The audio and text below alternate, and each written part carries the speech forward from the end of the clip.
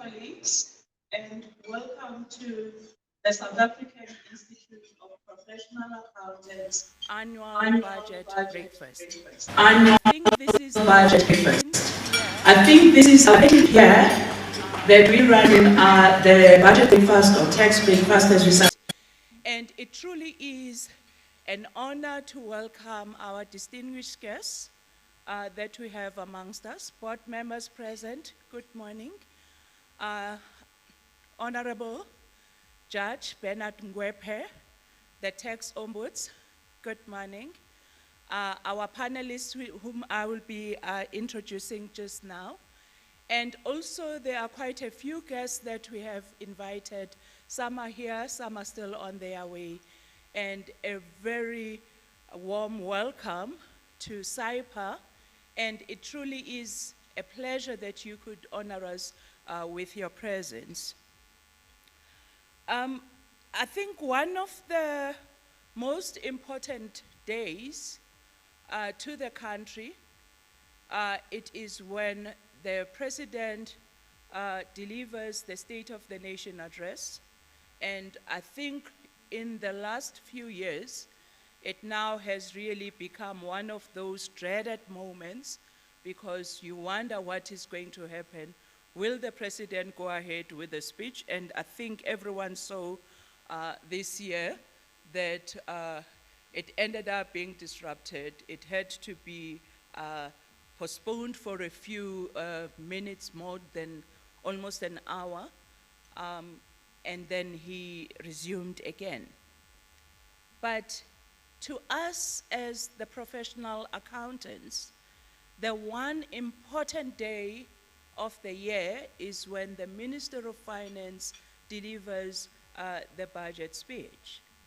And I think so far it actually has been one of those respected, even by those that do not respect any protocol in Parliament, but they seem to take the budget as seriously as everyone should really be considering both these days in Parliament.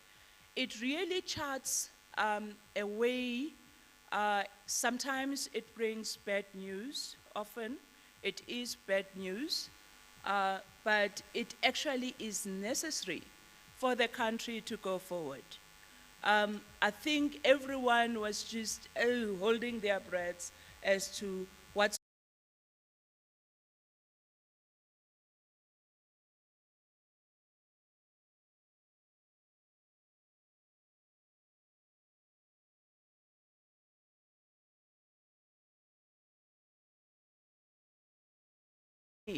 as a country where we actually are facing, I think it's one of the worst economic situations that we have ever been as a country. And we had themed this morning's breakfast as how do you cut the fiscal cake in these trying economic times?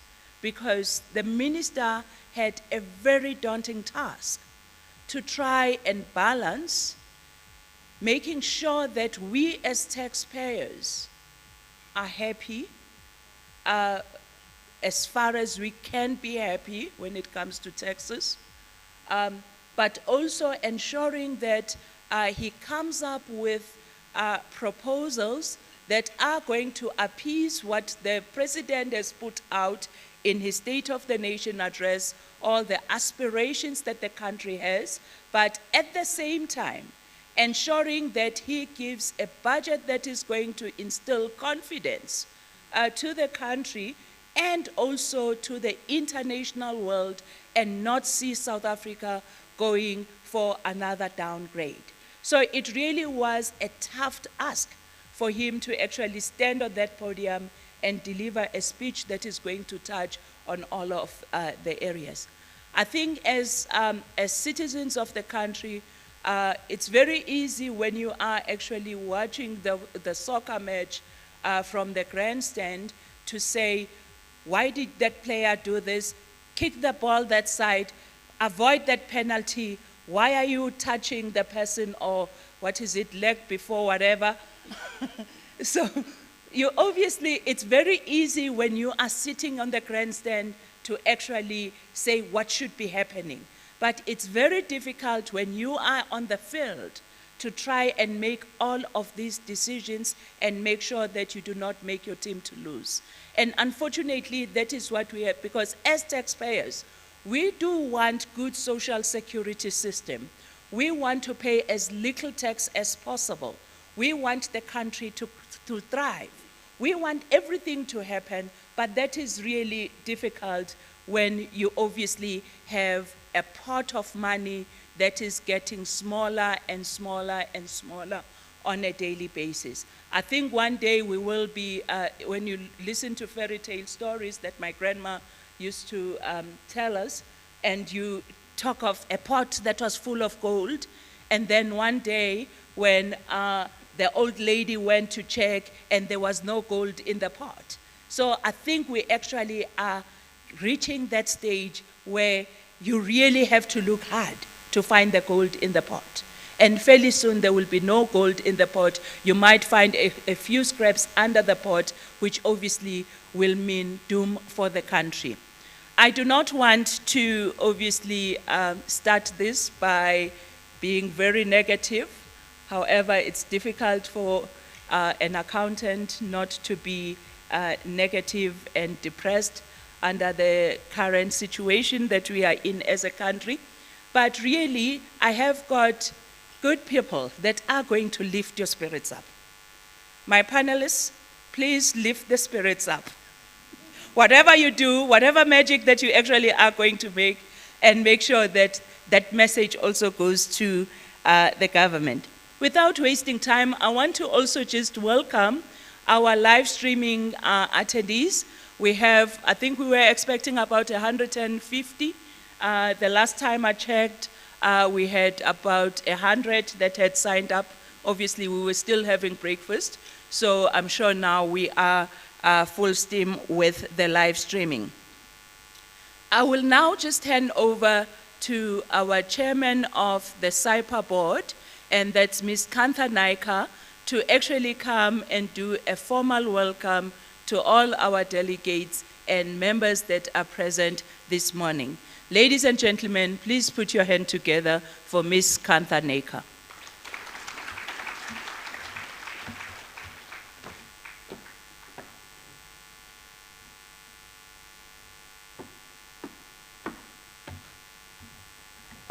Good morning.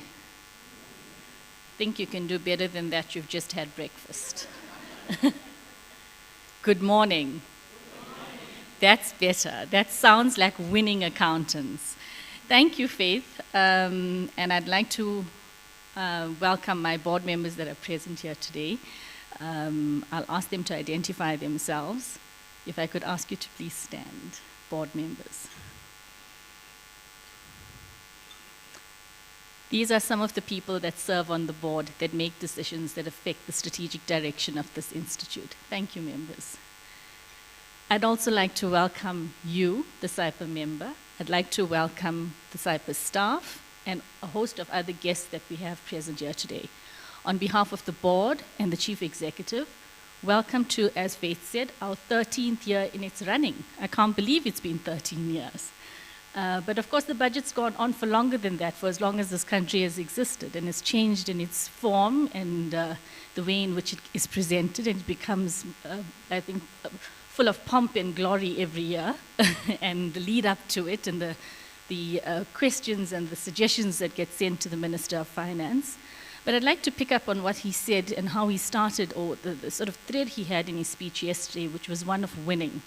He spoke about, we will always be winning. He spoke about ensuring that we know that winning takes patience, prudence, and perseverance. He made reference to 1 Corinthians chapter 9, verse 24 of the Bible. He spoke about hard work, focus, time, patience, and resilience. And I think every one of you sitting here today as professional accountants, SA, have those qualities. So on behalf of the board, on behalf of the chief executive, who is in his absence, he's actually at a IFAC meeting in New York at the moment, I'd like to welcome you. I want this to be an interactive session. I know that you'll have lots of burning questions, because we all expected those funny increases, but they didn't happen. How they're going to find the 200 billion, Lord only knows, but we'll leave that in the good hands of the people that are tasked with it. And I want to leave you with something. If God puts a Goliath in front of you, he must believe that there's a David inside of you. So you accountants here today are SA's Davids. Enjoy the morning.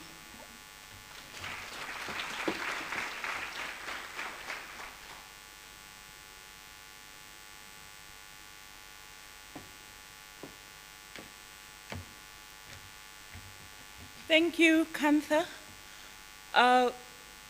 Again, it is important for us to note that one of the things that were brought about by the Tax Administration Act when it was introduced, it was one of the things that I remember Etienne, myself, Mohammed, and also a number of other professional bodies who were fighting that we need to have a standalone body that is going to be more on the taxpayer's court.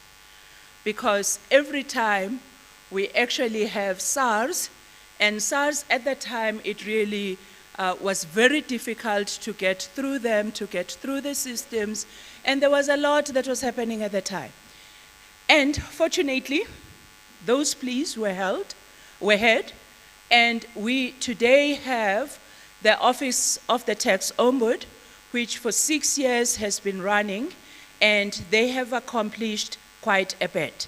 I'm going to swap around the program a bit because it says we'll start with the highlights. We'll leave the highlights so that they lead to the panel discussion, but I will start by introducing the Honorable Judge Bernard Ngwepe to come to the fore and just his views on the country, his views as the tax ombud, and also for those of us that might not even know what the Office of the Tax Ombud is about, that he just briefly gives us what are the things that his office is working on and how is he winning in the 6 years that we have had the Office of the Tax Ombud.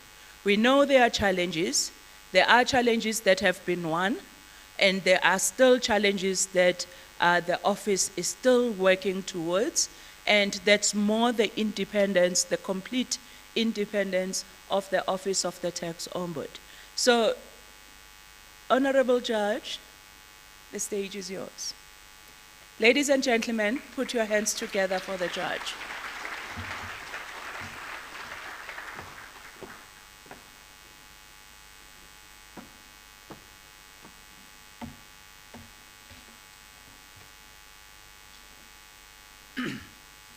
Good morning, ladies and gentlemen, and members of the board, and thank you, and to distinguished members of the panel. Thanks for the invite. Had I accepted the invitation yesterday to go and attend Parliament to listen to the minister, I wouldn't have been here today. So instead, I asked my CEO to attend Parliament yesterday, which he did.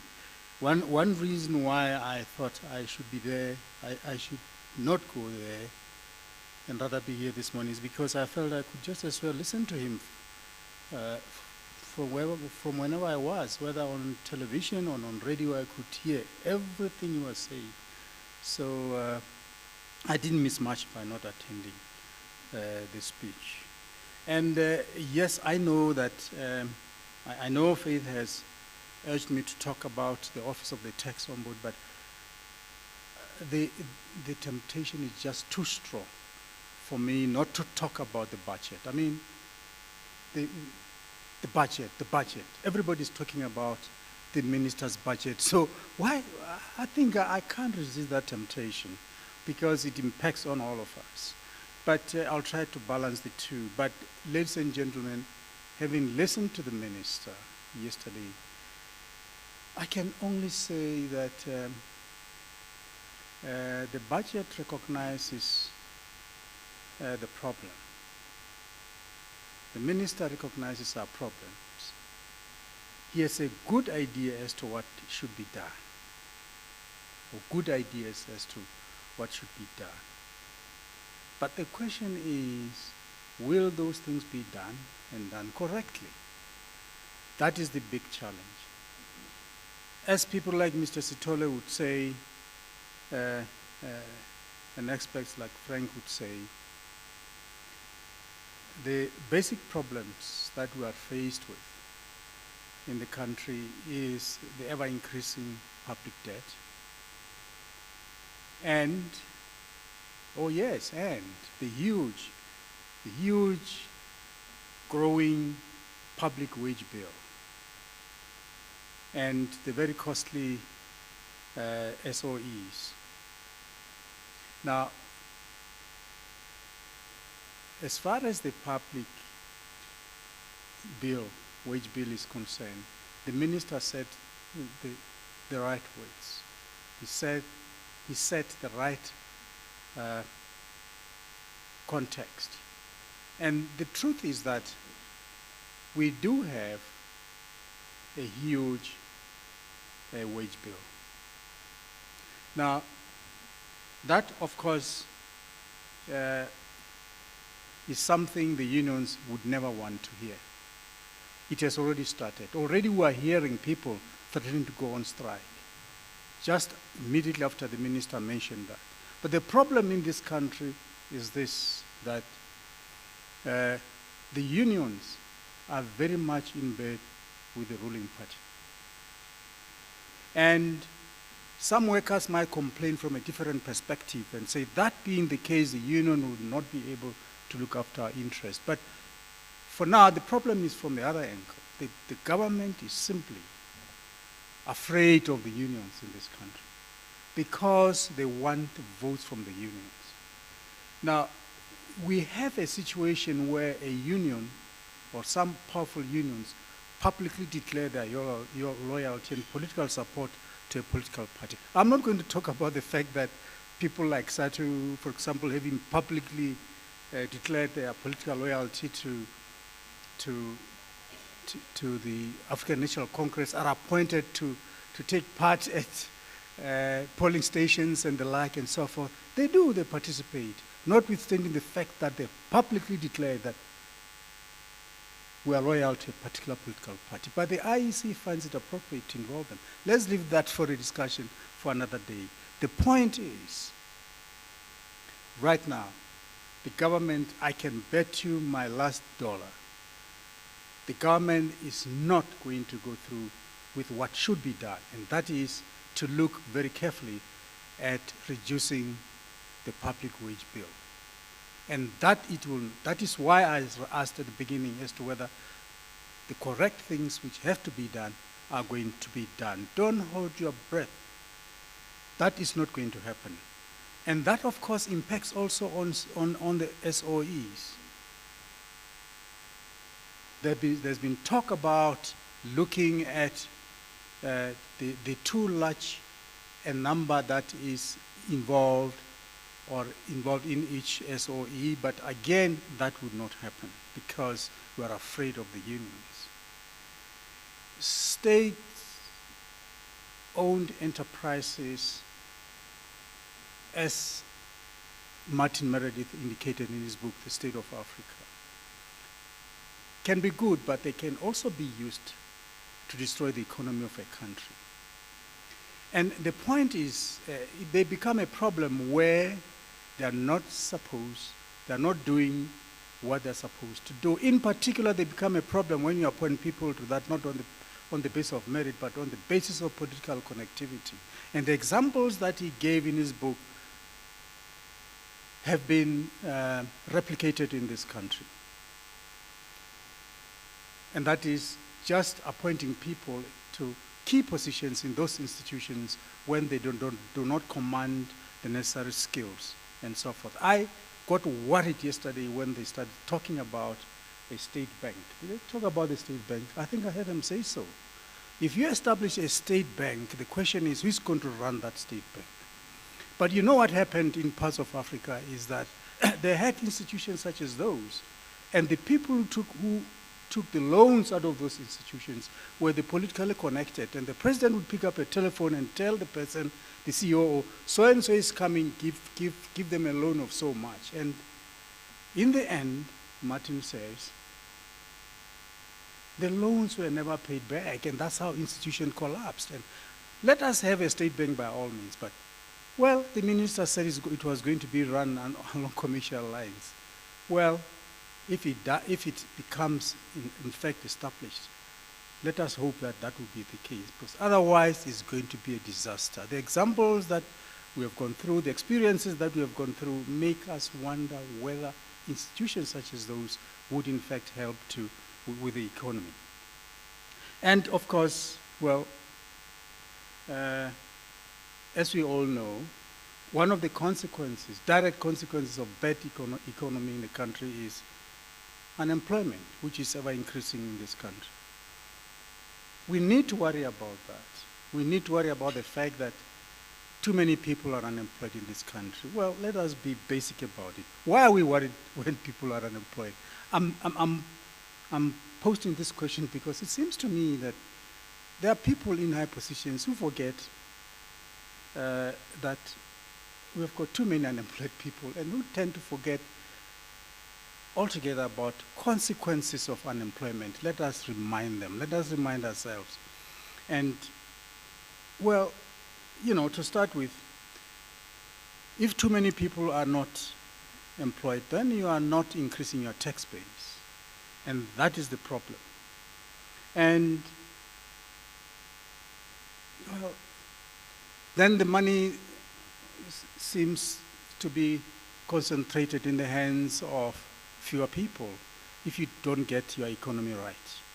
And if money is concentrated in few people, then they sit on it. You know what happened in Botswana sometimes? Like, the criticism was that Botswana had huge foreign reserves, but it didn't release those foreign, it didn't use its money amongst its people so that they could be given capital to start business and all that sort of things. They just sat there with huge foreign reserves. People talk of democratization of money. They didn't democratize the money. You release the money, let it circulate among people so that they can start businesses and that kind of thing. These are the things that we should do. And, well, as I said, well, will the right things be done? And one of the consequences, I want to refer to one of the consequences of unemployment in this country, because we scatter around the issue, we don't want to face it. And that is xenophobia. Let us condemn xenophobia by all means, and we all do that, and rightfully so. As you have read a note about me, for some years I was a judge of the African Union, elected judge of the African Union, and there are very few countries that I didn't visit, because at some point, as an elected official of the African Union, I had African Union's diplomatic passport, which entitled me to enter any country on the continent where I'd be entitled to diplomatic services. I made full use of that opportunity, having come out of isolation and apartheid, I can assure you, and I learned many things. And one of the things I learned was that I'm indeed part of Africa. And we cannot tolerate xenophobia. But my problem is that in this country, we do not address things that give rise to this. And one of them is unemployment. It took the president of Nigeria to come here, stand on a public platform and say, talking about xenophobic attacks, he said, I think part of the problem is that at the lower level, there is competition for limited resources. He appreciated that point. Do we appreciate that point sufficiently, or do we just content ourselves by saying, well, these people are guilty of xenophobia, let them go to jail, let's kill them, let's chop off their heads because they're xenophobic and the like. That is not enough. We need to address the fundamental causes of that. I'm concerned, and you know why I'm concerned? I'm talking about it because, ladies and gentlemen, if we don't address those fundamental causes, it's going to recur. At one point, it's going to be so bad that we'll be embarrassed and the rest of the world will disown us simply because we failed to do so. I'm going towards ending what I've got to say, but before I do that, let me tell you what one of the problems in this country is: lawlessness. Much as I might not want to say it, let me tell you regrettably that ours is one of those countries which can be described as truly lawless country. At various levels, there's lawlessness. You see bandits going around with AK-47s and with rifles, taking money away during the day. You see people occupying buildings. The crime of building hijacking was invented here by us in South Africa. And the worst thing is, these are economic crimes. Let's forget about murder and the like. They too, of course, impact negatively on the economy. But we are talking about blatant economic crimes which, unless they are addressed properly, the economy will never recover. Ask Judge Zondo. He will tell you that he agrees with me. We need to address lawlessness in this country, from murder, rape, all these things come together to simply create a climate that would not be conducive to economic recovery. Towards the end, I say, as I was introduced, I'm the tax ombudsman indeed, and I'm glad that the office was established, because I realized for the past few years that there was a need for such an office. Its establishment was vindicated by what transpired as it continued to try and address the complaints by taxpayers. And the complaints kept on increasing, and we were able to help many taxpayers, and we issue reports, and I'm sure you had read some reports. We addressed complaints by taxpayers against SARS. But there's one aspect of it that is important, aspect of the office, on which the minister touched yesterday, and that is the independence of the office of the tax ombudsman. Initially, we were totally within the control of SARS, in that SARS controlled everything. SARS decided who should come work at our office and so on and so forth. But we reached a stage where we were able to appoint our own staff and so on and so forth. But that is still not enough, because SARS, the commissioner of SARS is still our accounting officer. And yesterday, if I had decided to go to Cape Town, I wouldn't have gone to Cape Town unless the commissioner had approved the purchase of my ticket, economy ticket for that matter. And he would have to approve that I slept at a hotel and the office paid. Now, that kind of relationship is not appropriate between somebody who is supposed to exercise some oversight over you and you who is supposed to be looked at and examined. For the commissioner to do that would be inappropriate. Yes, I said something positive rang out of the minister's mouth yesterday, and that is that they will address the issue of independence of the office of the tax ombudsman, which we've been trying very hard to call on the government to bring about. That is structural independence. We are pleased to say that we are moving towards a situation where the office will be established as an independent institution with its own purse and without SARS being involved in its administration.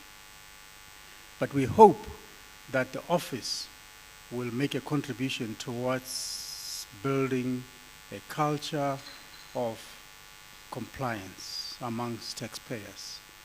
And we recognize that that would never happen. For people to be tax compliant, they need to feel that they are being treated fairly.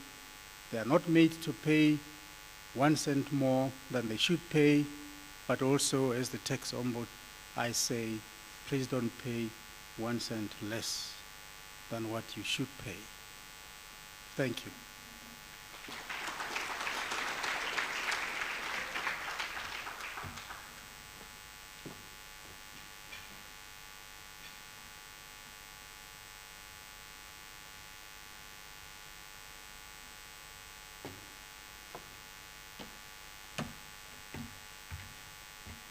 Some sobering thoughts from the judge. Another round of applause for the judge, the tax ombudsman.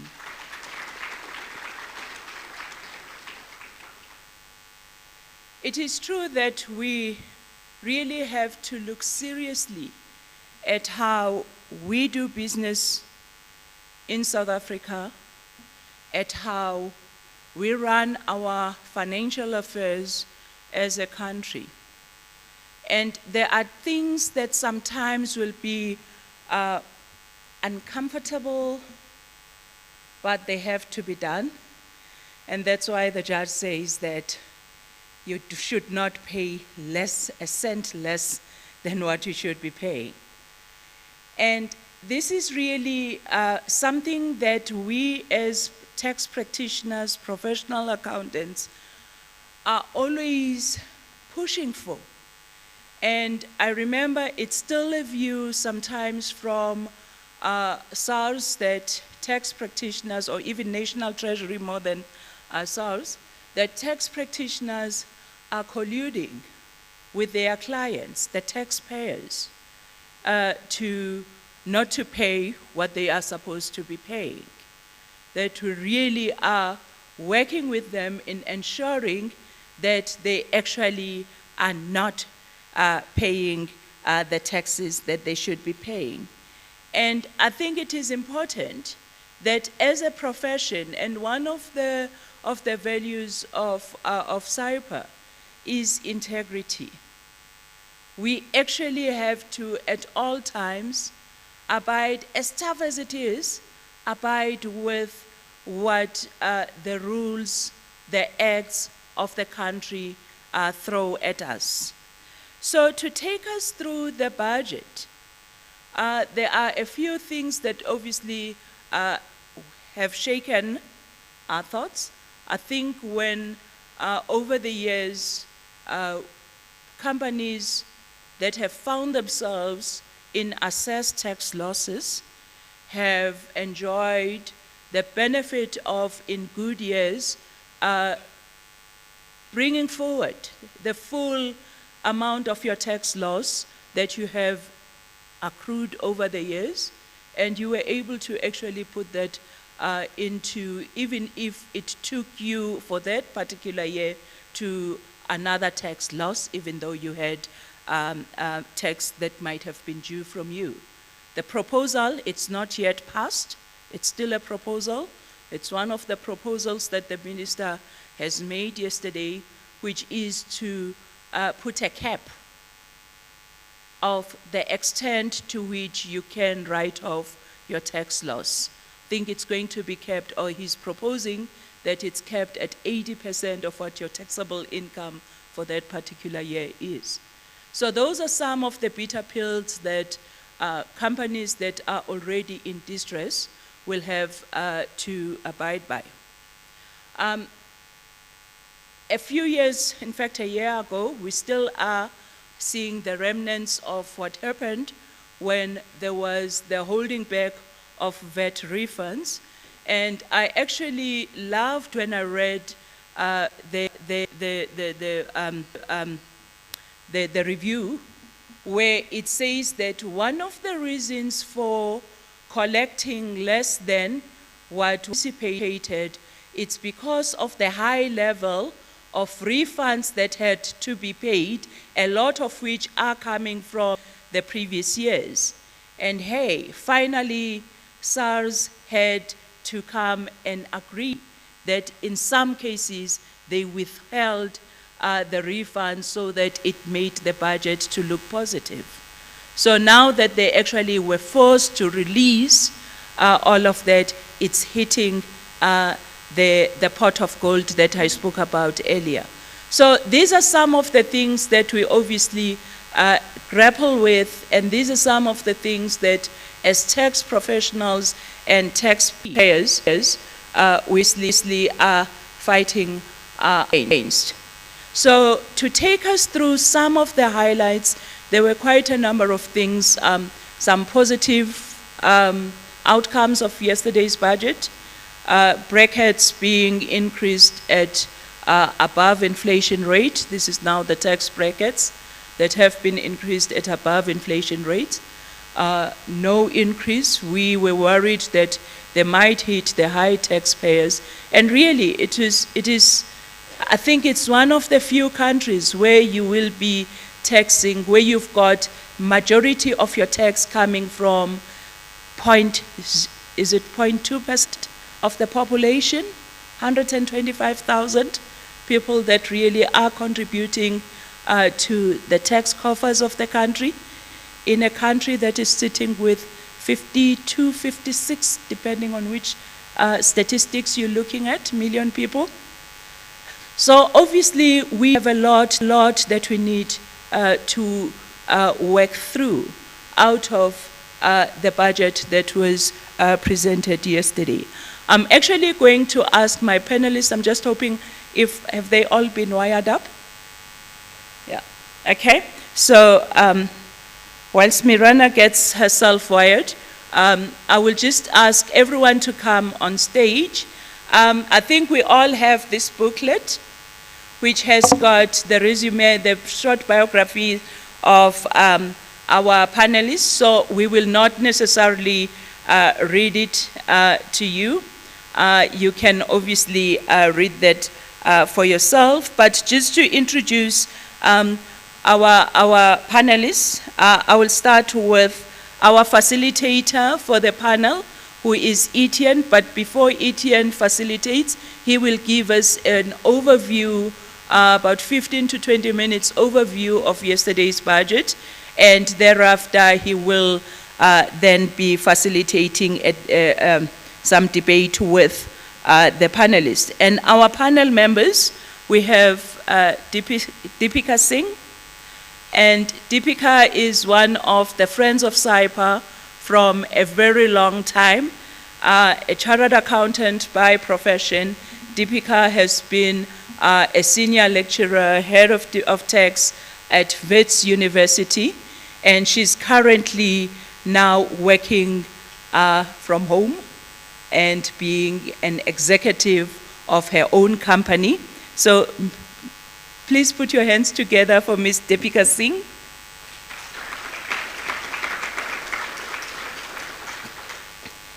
Next, we've got Dr. Frank Magwegwe. Again, we tried to balance our panelists or our speakers today by ensuring that we have got people that are not only going to be looking at it from a tax practitioner's point of view, but generally from your enterprise development, from education, from business, and also from the tax perspective. So Dr. Frank Magwegwe is the founder and managing director of Frankly Speaking, which is corporate and personal development, and also the Thrive Financial Wellness. So ladies and gentlemen, hands together for Dr. Frank Magwegwe. Next we have, again, our friend and colleague, Kaya Sitole. Kaya is an accountant, he is an academic, he is an activist. He challenges a lot of what we do as within the profession. He challenges a lot of what is happening in the economic sphere and also in the academic sphere. So we have Kaya Sitole as our third panelist.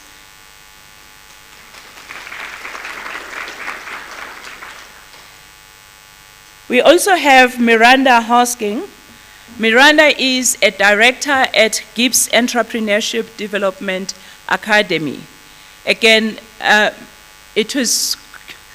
we're very thankful to Miranda because she's one of those that we had to rope in at the very last minute when somebody who was supposed to be, had to be out of the country and couldn't obviously get another flight for him to be at this forum. So thank you, Miranda, for accepting our invitation.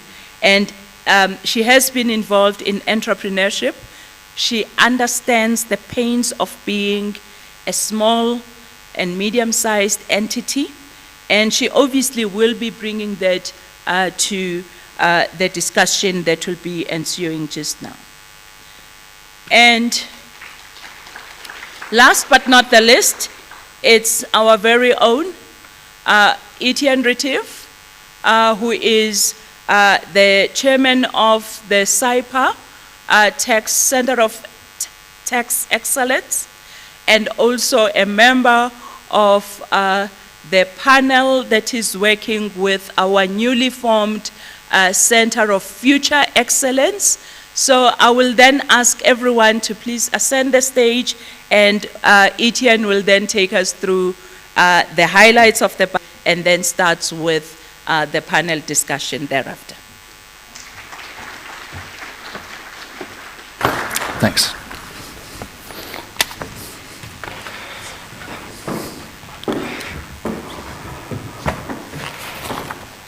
All right.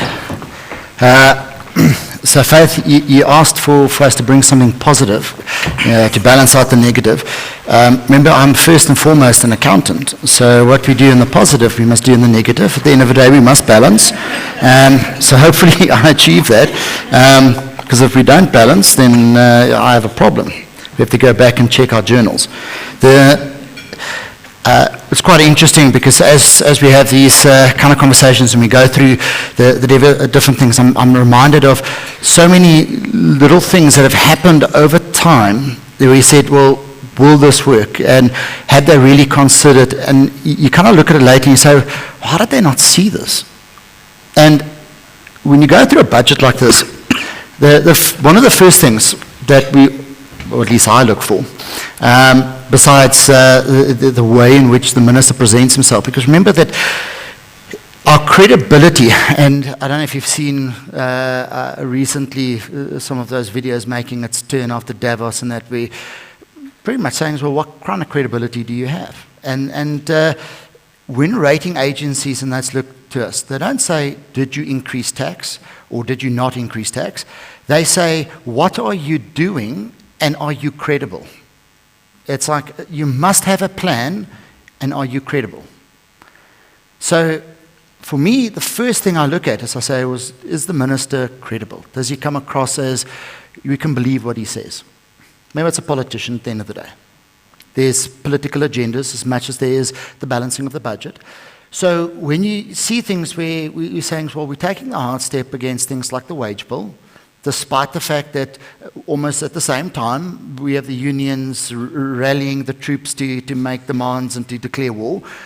It's an important step to say, well, we're not going to just buckle to that pressure. But it's still politics. So we've buckled to pressure all the time. We introduce a sugar tax because there's a health element to it. The amount of tax we end up with is half of what we intended, which all in studies internationally have shown needs to be at that high level to actually have an impact. We said to them, when you half it and you allow them to dictate, the industry to dictate under their false claims, you're not going to have the impact. They're going to just offset it. What happened? They offset it. Go in and go, I won't mention the name, bright red colored cans. Okay? Go look at it.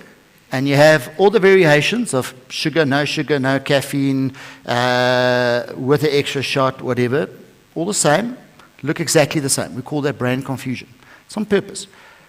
We'll still sell the bottle. This one's a little bit less because of the sugar tax, that one's more. Have you met anyone that said, because of the sugar tax, or because of the steps that have been taken, let me not buy that sugar drink, let me rather buy the alternative? Have you met anyone that says that? Because one of our key things we said is for it to work is one, it needs to be so expensive that there is a clear differentiation and that money is used ultimately to educate the people on good choices. We haven't done either. No wonder it's not working. Carbon tax, the same thing. So we say a lot of stuff, but the reality is we do buckle to pressure. You know how that industry got them to buckle? They went and said, all these jobs are going to get lost. I stood up and I said, rubbish. Because what you don't sell in the sugared version, you have to sell in the non-sugar version. So you take that person and you put them on the other line. That same company that claimed, oh, these terrible job losses, actually, not even 8 months later, in its report to its shareholders, reported how it had to expand its plant in order to facilitate the additional demand on sugar alternative beverages. Wow, all those jobs were lost. And then we have the sugar industry that says, oh, we're doing terrible because of the sugar tax, which contributes less than 5% to that sugar usage in terms of total usage, because it's only in sugar beverages that it's there. Do you know how much sugar you actually consume? I've done something at home. My kids absolutely hate it. I have this concept of you abuse, I just don't buy anymore. So I know it's a terrible household. I don't buy cool drinks. I don't buy any of those things. I believe that water is a fantastic source of liquid and refreshment. So what I did is I would buy sugar. And I would buy the small pack, and I said, this has got to last that period of time. And if it runs out, I'm not buying again until that period of time has come across. I know it's terrible. It's like a boarding school. But by doing that, in the beginning my kids were complaining. But guess what? We are now making it to that time before the sugar runs out.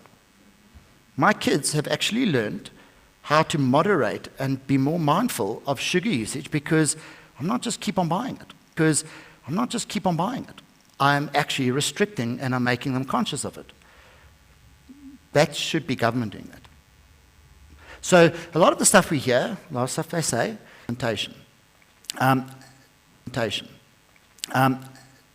And the budget, as usual, misses that. One of the things that I noted in the budget, and we always want to say, well, how short are you in collections? But for me, one of the key things, and it always the starting focus point is, well, what's the economy doing? And despite the introduction, when you get to that part, remember last year we said that we expect an economic growth of 1.5%, which we currently, and that's also debatable whether it is actually 0.3.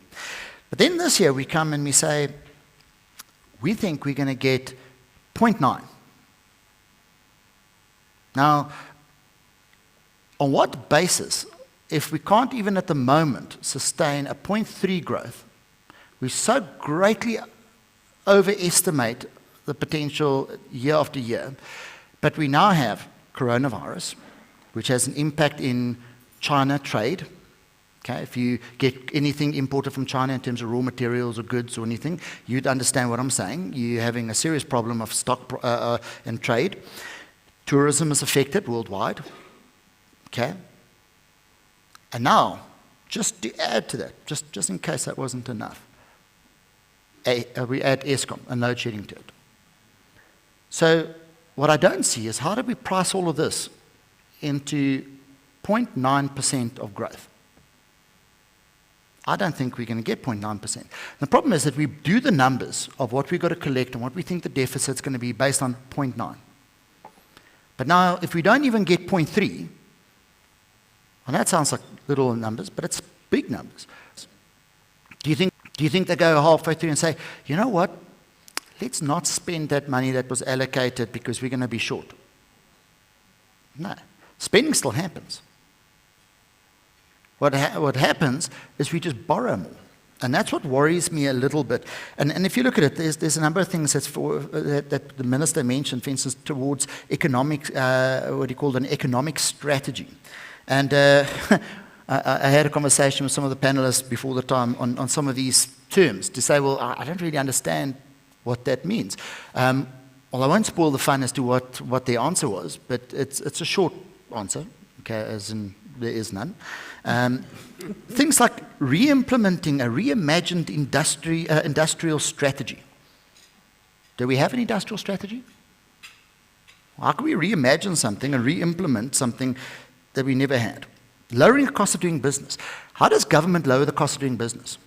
So later on, the minister says, well, they've implemented a number of things like, for instance, CIPC and SARS and UIF and all these things through modernized portals for you to file and to put your claims.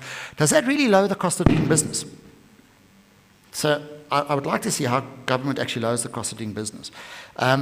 focusing on job creation sectors such as agricultural and tourism. Now, tourism, maybe we can push that. We've tried to in the past with, or we've done certain wrongs, such as our visa and those kind of things that have impacted it. But like agricultural, and there's a big talk about agricultural, how important agriculture is in terms of development and the economy, and then, the president doing so also mentioned that. But in the same breath, you talk. Now, how do you take a farmer and say, find capital, take the risk, indebt yourself, so that you can develop this, but there's no guarantee. Let me take it one step further. If we continue on this, you don't even own your house. You're paying a bond on it, but you don't own it. How do you encourage investment when you say this land is not being appropriately used or productively used? We need to take it and reappropriate it for more productive use. Tick, makes sense. Very big difference, do you notice, between uncertainty and productive use. But nonetheless, let's put that one aside for a moment. We know how important agriculture is. And doing so now, we push the things such as how important things like marijuana production is in terms of things like medical. But we don't deal with it broader than medical. But in this sentence, it says that we're going to deal with both tourism and agriculture. I can tell you can deal with both of those in one shot. Marijuana. I know it sounds silly. Certain of those states have quite literally balanced their budgets, taken them out of the red and into profitable positions purely on the basis of legalizing and regulating marijuana usage. Canada is there. Most of the states in the US, there's even though from a federal point it's not allowed, the state says, well, bugger that, we'll do it anyway, because it balances. An entire little part of the European little country, have any of you been to Holland? Okay, been to Holland. What is in Holland? Windmills and some really nice cafes. Okay. An entire tourism industry is built there around that. Really? Now, by taking it out of the illegal part and bringing it into the legalization as well means that we can properly tax it. So there's tax revenues, there's the tourism element of it, there's the agricultural part of it. Personally, I don't care whether we grow potatoes or wheat. If it's going to build the economy, then great. But you know one thing that I've not seen in either this budget speech or in SONA in terms of agriculture? What is the one thing that is the most important to any farmer if you're going to grow anything? Water. What are we doing about securing water source? We do not at the moment have a sustainable water policy. We're not even smart in how we use the water in terms of agricultural usage. So that's why I say we can say, oh, well, agriculture is a key part. But are we really prioritizing agriculture if we're not dealing with the underlying problems that agriculture actually has, such as sustainable water supply? And then we deal with the budget deficit. So we've got this last budget deficit, and it says, oh, it's only 6.8% of GDP. But just to put that into perspective, that's 370-odd billion. Just a small amount. The gross national debt is projected to be, and bearing in mind that's projected on the fact that we'll have 0.09 of growth, which I still don't believe, but they predict that that will take us to 3.56 trillion. Now that's 65.6% of GDP. So at this point in time, imagine, you put it in your household budget, okay? So imagine that more than 65% of your household budget is made up of servicing debt. And what's left, you can spend. That's what's happening. So, and again, to balance that, you either have to borrow more to spend, or you must spend less, or I must increase taxes. Yes, anyway, good.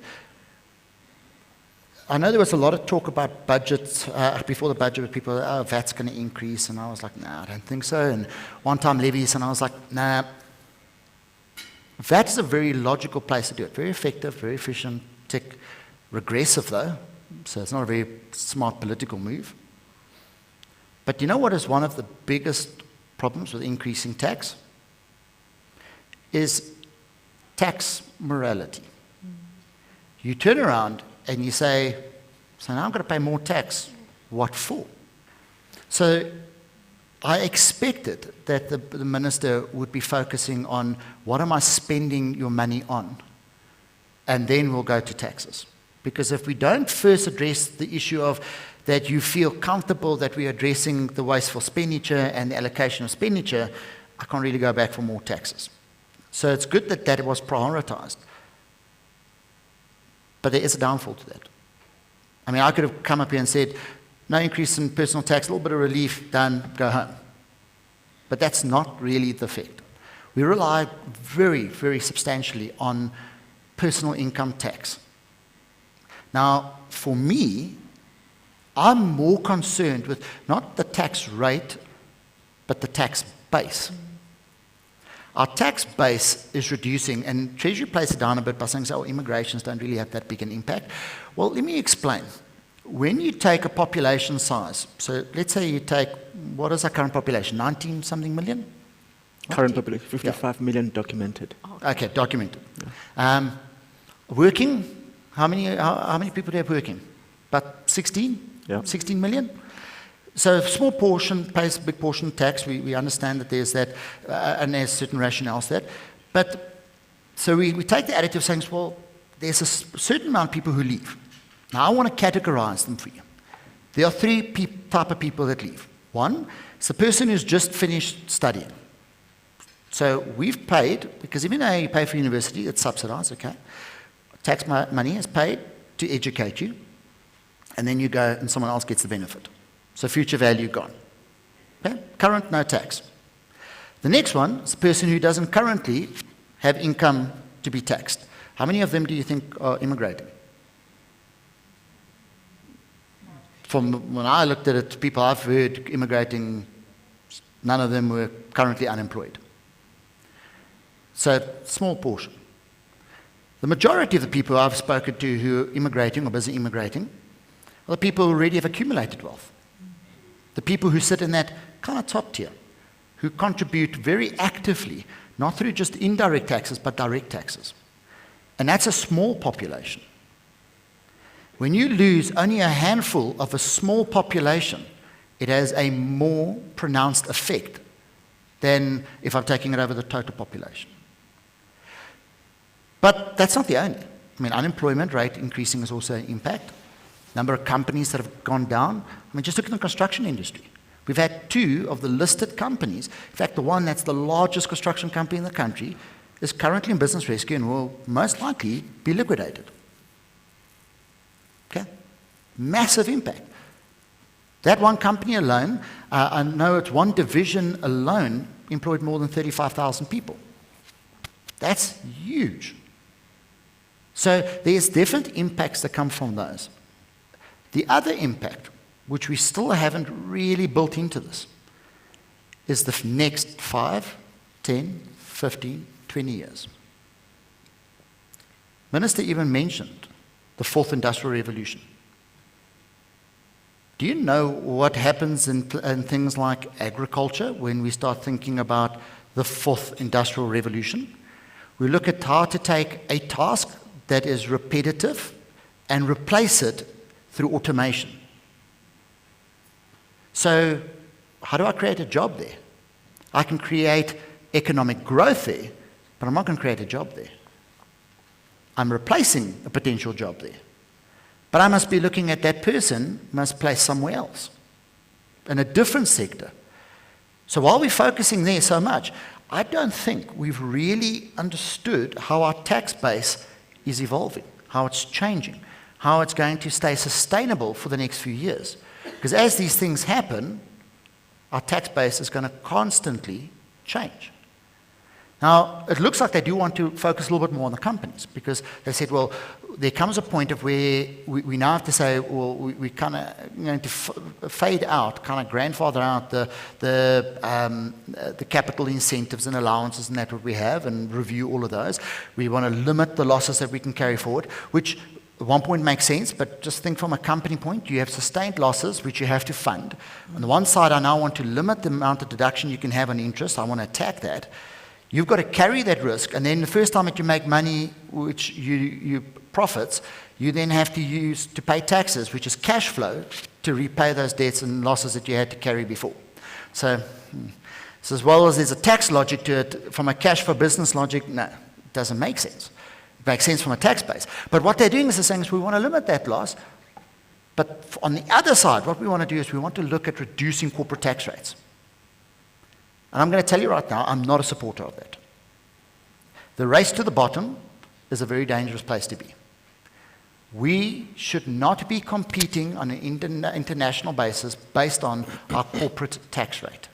It should not be high, but we should not try and get business here because we're reducing corporate tax rates. Every study has shown that it is not effective. What we should be focusing on is what? Is it the job of government to create jobs? No. It's the job of government to create the infrastructure and the environment for commerce to operate so that they can create the jobs. So a lot of this, it's a great conversation, but does it really talk to economic growth? I don't believe so. And when we deal with the panel, I've got a number of questions, and I've kind of skipped over a few things because I don't want to talk about it here, because I actually want the panelists to have that conversation, because I think they're far better informed on some of these things to answer them for you. But in wrapping up my side, what I do want to mention is, there has been a few things that obviously we need to take into account. One of those is that the exchange control, your foreign allowance, which was 1 million in exchange, so it's gone up to 1.2 million now. The foreign employment exemption that is in its implementation, which is capped at 1 million exemption, that's also been, let's call it, marginally increased. So the idea with that was to push it up to 1.25 million. But then in the annexure to the budget document, it says there that they want to deal with the ways in which you break your tax residency and the reliance of parties on looking at immigration to avoid those. And this is the exact wording. It says, consequently, the concept of immigration will be phased out by 1 March 2021 from a tax point of view. Now, that's a wonderful conversation. And I have to tell you, many of the articles I've read of people publishing things and selling their snake oil, it's totally wrong. They try and believe that you can break your tax residency by doing formal immigrations, which doesn't achieve that obligation. We've got very clear set rules in it. They're complex, but they're there. I'm just a bit worried what kind of rabbit hole we're going to go down there. The other thing also, besides the sunset clauses and that in corporate, and we'll still unpack those over time to come, I noticed there's a few things that they refer to, for instance, electronic cigarettes, because they're currently not regarded as tobacco products, even though they contain nicotine. But they're not currently under the same excise rules and levies as that of tobacco, so they're looking at bringing those into it as well. And there seems to be a lot of focus as well on carbon and trying to bring in, and I want to mention a few of these things that, in wrapping up, that they're planning on bringing in. In terms of the environmental taxes, they want to look at restructuring the general fuel levy to include a local air pollution emission component. Other countries have done this because they're trying to reduce the number of vehicles in certain populated areas. So you take Europe as an example. So there are certain cities in Italy where you buy a permit and for instance, your permit is Monday, Wednesday, Friday. You're only allowed to drive your vehicle through the city centre on Monday, Wednesday, Friday. Otherwise, we fine you. Other countries have applied, like in the US and that have applied in major metropolitan areas, levies But the idea with those is to try and encourage you to use public transport and those things rather than bring your vehicle into congested areas already with pollution. What public transport do we have? Now I say it honestly, we've got sun, and as much as one can criticize the taxi that cut you off in traffic along the way, and judge, and one thing I think you need to even emphasize more that you mentioned is lawlessness. I have no problem with that taxi because the taxi is filling a gap that government didn't provide. We failed providing proper government provided or infrastructured public transport, so they're necessary. It's what happens. What I have a problem with is the lawlessness of that taxi. And it's not just the taxi anymore. If you notice, everyone does it now. And that, as a culture, resonates. Why would that person who's prepared to break the traffic laws not prepared to lie on the tax return? It's a culture thing. We need to culturally fix this idea of lawlessness. And when we talk about in Davos where they say, well, what credibility do you have? Who do you hold accountable? Who have you put in jail for state capture? It's not, oh, what are we doing or what are we investigating? It's what have you actually done? What they're actually saying is, what are you doing about lawlessness? What are you doing to enforce the rule of law? That's what they're asking. So for me, going to go and say, well, I'm going to do air pollution emission, I don't think it's really for the right reason. We can't directly tax you, so we'll find indirect ways to tax you. But now if we add it to the fuel, what happens? It increases the fuel price. Therefore, it increases everything, the cost of getting goods to you. So inflation is impacted immediately by that. Then they said they want to review the inefficient fossil fuel subsidies, including the VAT zero rating on transport fuels. Again, another way of just bringing more VAT into the system. Considering product taxes on electronic and electrical and electronic waste. Eskom is one of the few organizations that actually encourage you to use less of their services. Yeah? Normally your business model is use more. But anyway, any of those kind of things, just on waste, comes back to you. And your cell phone, it's designed to break one day before the 2-year contract goes up. Okay, it's planned obsolescence. In marketing, if I said that, you'd know exactly what I mean. I watched a documentary where they talked about this light bulb in this fire station in the US that's been burning for more than 100 years. And they're like, how's this miracle happening? When they did the research, they actually found it's because back then they made them properly. And after that, the industry got together and said, well, this doesn't work because no one wants to buy new bulbs because they're not burning out. So let's plan that they'll burn out after so many hours. It's the first incidence of planned obsolescence. All of these things are done that way, but now we're going to levy you for doing it. Which implies that we have to then go to recycling. Now, at our house, and I'm going on a little bit, but our house, we've taken the point of, we've got multiple dustbins. We separate tin and plastic, and I'm one of those nerdy people who actually do those things. But then when it comes to actually, now I've collected this, what do I do with it? Now what? Skipway comes past and throws it all in there. No, I've got to get in a vehicle, use fuel to take it somewhere to be recycled. So, see the break in the link here? We first have to have the mechanisms to allow you to recycle, to reuse, to reduce, to do all of those things, and then we can levy. You don't change people's behavior without giving them the means to change their behavior.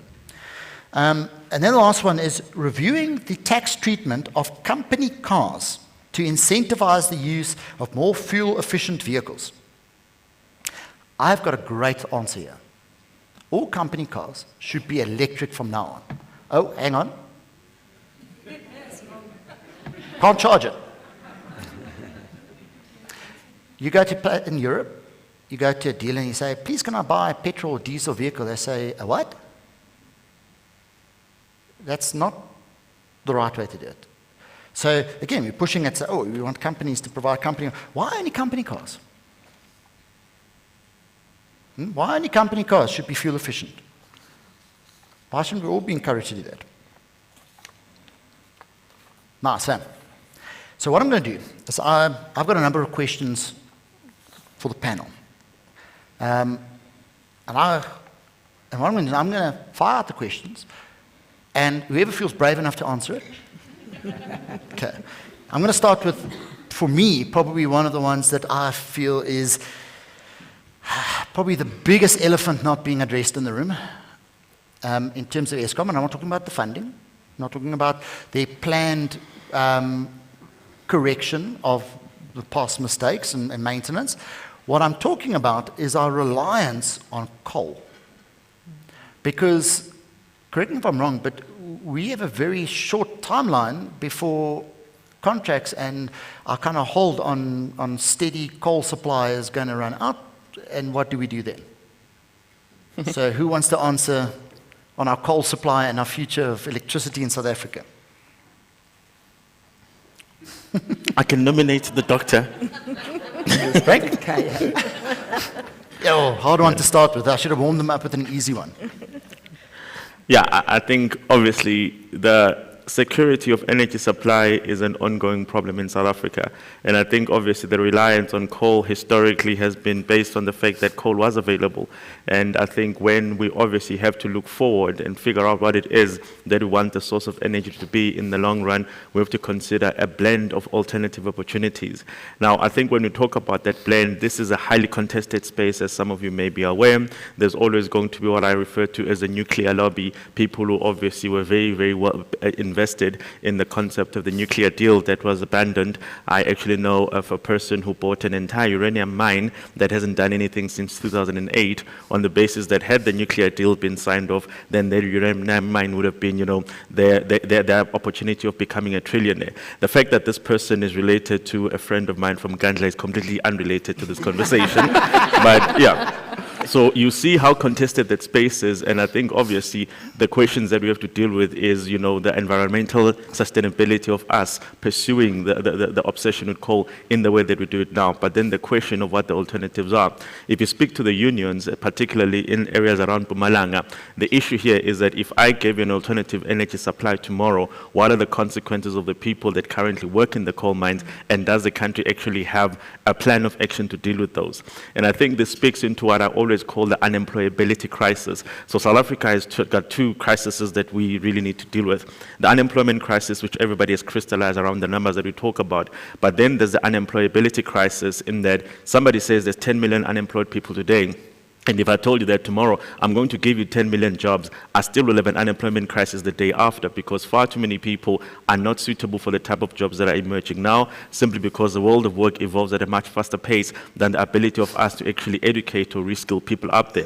It's even worse at the lower end of the job continuum. So if a person's only expertise has been mining coal, for example, that person is unlikely to be able to transition into any job that I come up with tomorrow. So I think when you do talk about the question of Eskom in the long run, the question of energy supply, there are so many multiple dimensions that you would hope that government is sitting around the table and saying what it is that we're trying to get to and how do we get there. And unfortunately, given the multiplicity of competing interests there, you don't even know which ones are actually having the conversation for the interests of the country rather than for personal interests. And I think that's our great misfortune as a country. We've got far too many dishonest and unreliable people in positions of authority. I think if I may just add there, going back to what the judge spoke about earlier on, I think also the fact that Nkai has touched a little bit on that the ruling party is in bed with the unions, where on one hand, you speak about maybe IPPs or other opportunities to, create energy and add it to the grid, but the unions are concerned about the impact on their members if you have these IPPs producing energy.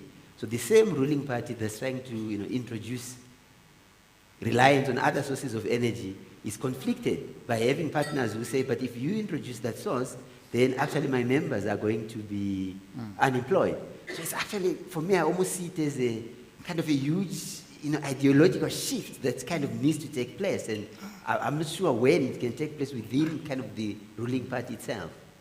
Well, on that, I know this is a really radical idea, but since we're already talking about alternative sources of energy, buying it from third parties, tying into the grid, so opening up that.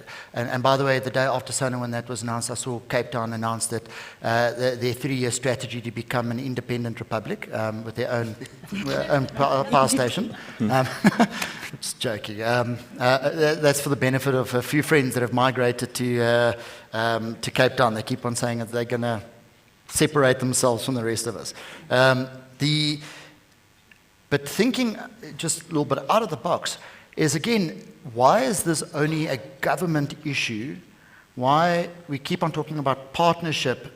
Why are we not saying as well, that third party, you can bring in a lot shorter period of time, bringing in that capital, can develop renewable energy that you can tie into the grid, but how do we bring those parties in to say, you can help us with that transition of taking that person that is currently a coal miner and help him transition into becoming maybe the necessary skills to be able to work in a solar farm? Well, that would mean that you're actually turning around the entire idea of capitalism. Remember, the fundamental problem that we have in South Africa is whose burden is the cost of onboarding a person. So, for example, if I say to you, I've started a company and you're going to bring me 2 individuals, one person who's got the experience having worked in the type of field that I work in, and the person who doesn't have that, it would mean that if I take this person who doesn't have the experience, I then have to carry the cost of educating and upskilling that person so that they become fit for work. And I think in the paradigm that we have in South Africa, nobody's actually understood whose responsibility is it to bear the burden of onboarding people. So for a lot of people, when they say they're asking for experience, it's with the understanding that I do not believe that it is my responsibility to actually transition people into the workplace. This becomes even worse when you have educational institutions themselves that are producing far too many graduates that are simply not cut out for the type of work that emerges now. Now, that might be accidental, where perhaps when you started an engineering degree, for example, 5 years ago, by the time you emerge into the world of work, then perhaps that field has evolved to such an extent that you're no longer fit for purpose. Those are exceptions. I still think that we have a very broken and a fragmented articulation system, where even if you look at people transitioning from basic education into higher education, it's a gamble, it's a lottery, which explains the throughput rates that you see at universities. The transitioning from higher education into the world of work is another gamble, where you literally then compete for the best talent that you can have. But of course, the best talent that you can have are probably the type of people that can really reskill themselves once they're in the workplace. So you've got this entire cohort of people who are literally becoming the new generation of the condemned, as I call them. And government comes up with all sorts of fancy terms. They call them the NEETs. And the word NEET sounds very good until they tell you that it stands for people who are neither in employment, education, or training. This is a generation of the condemned. So those types of issues where you're really dealing with the fragmented governance process, where nobody speaks to the next person about what it is that they're trying to create as a continuum for a person emerging from being young in South Africa, transitioning to the workplace, and then out of it. That inability to even talk to each other, which I call the silo trap of governance, means that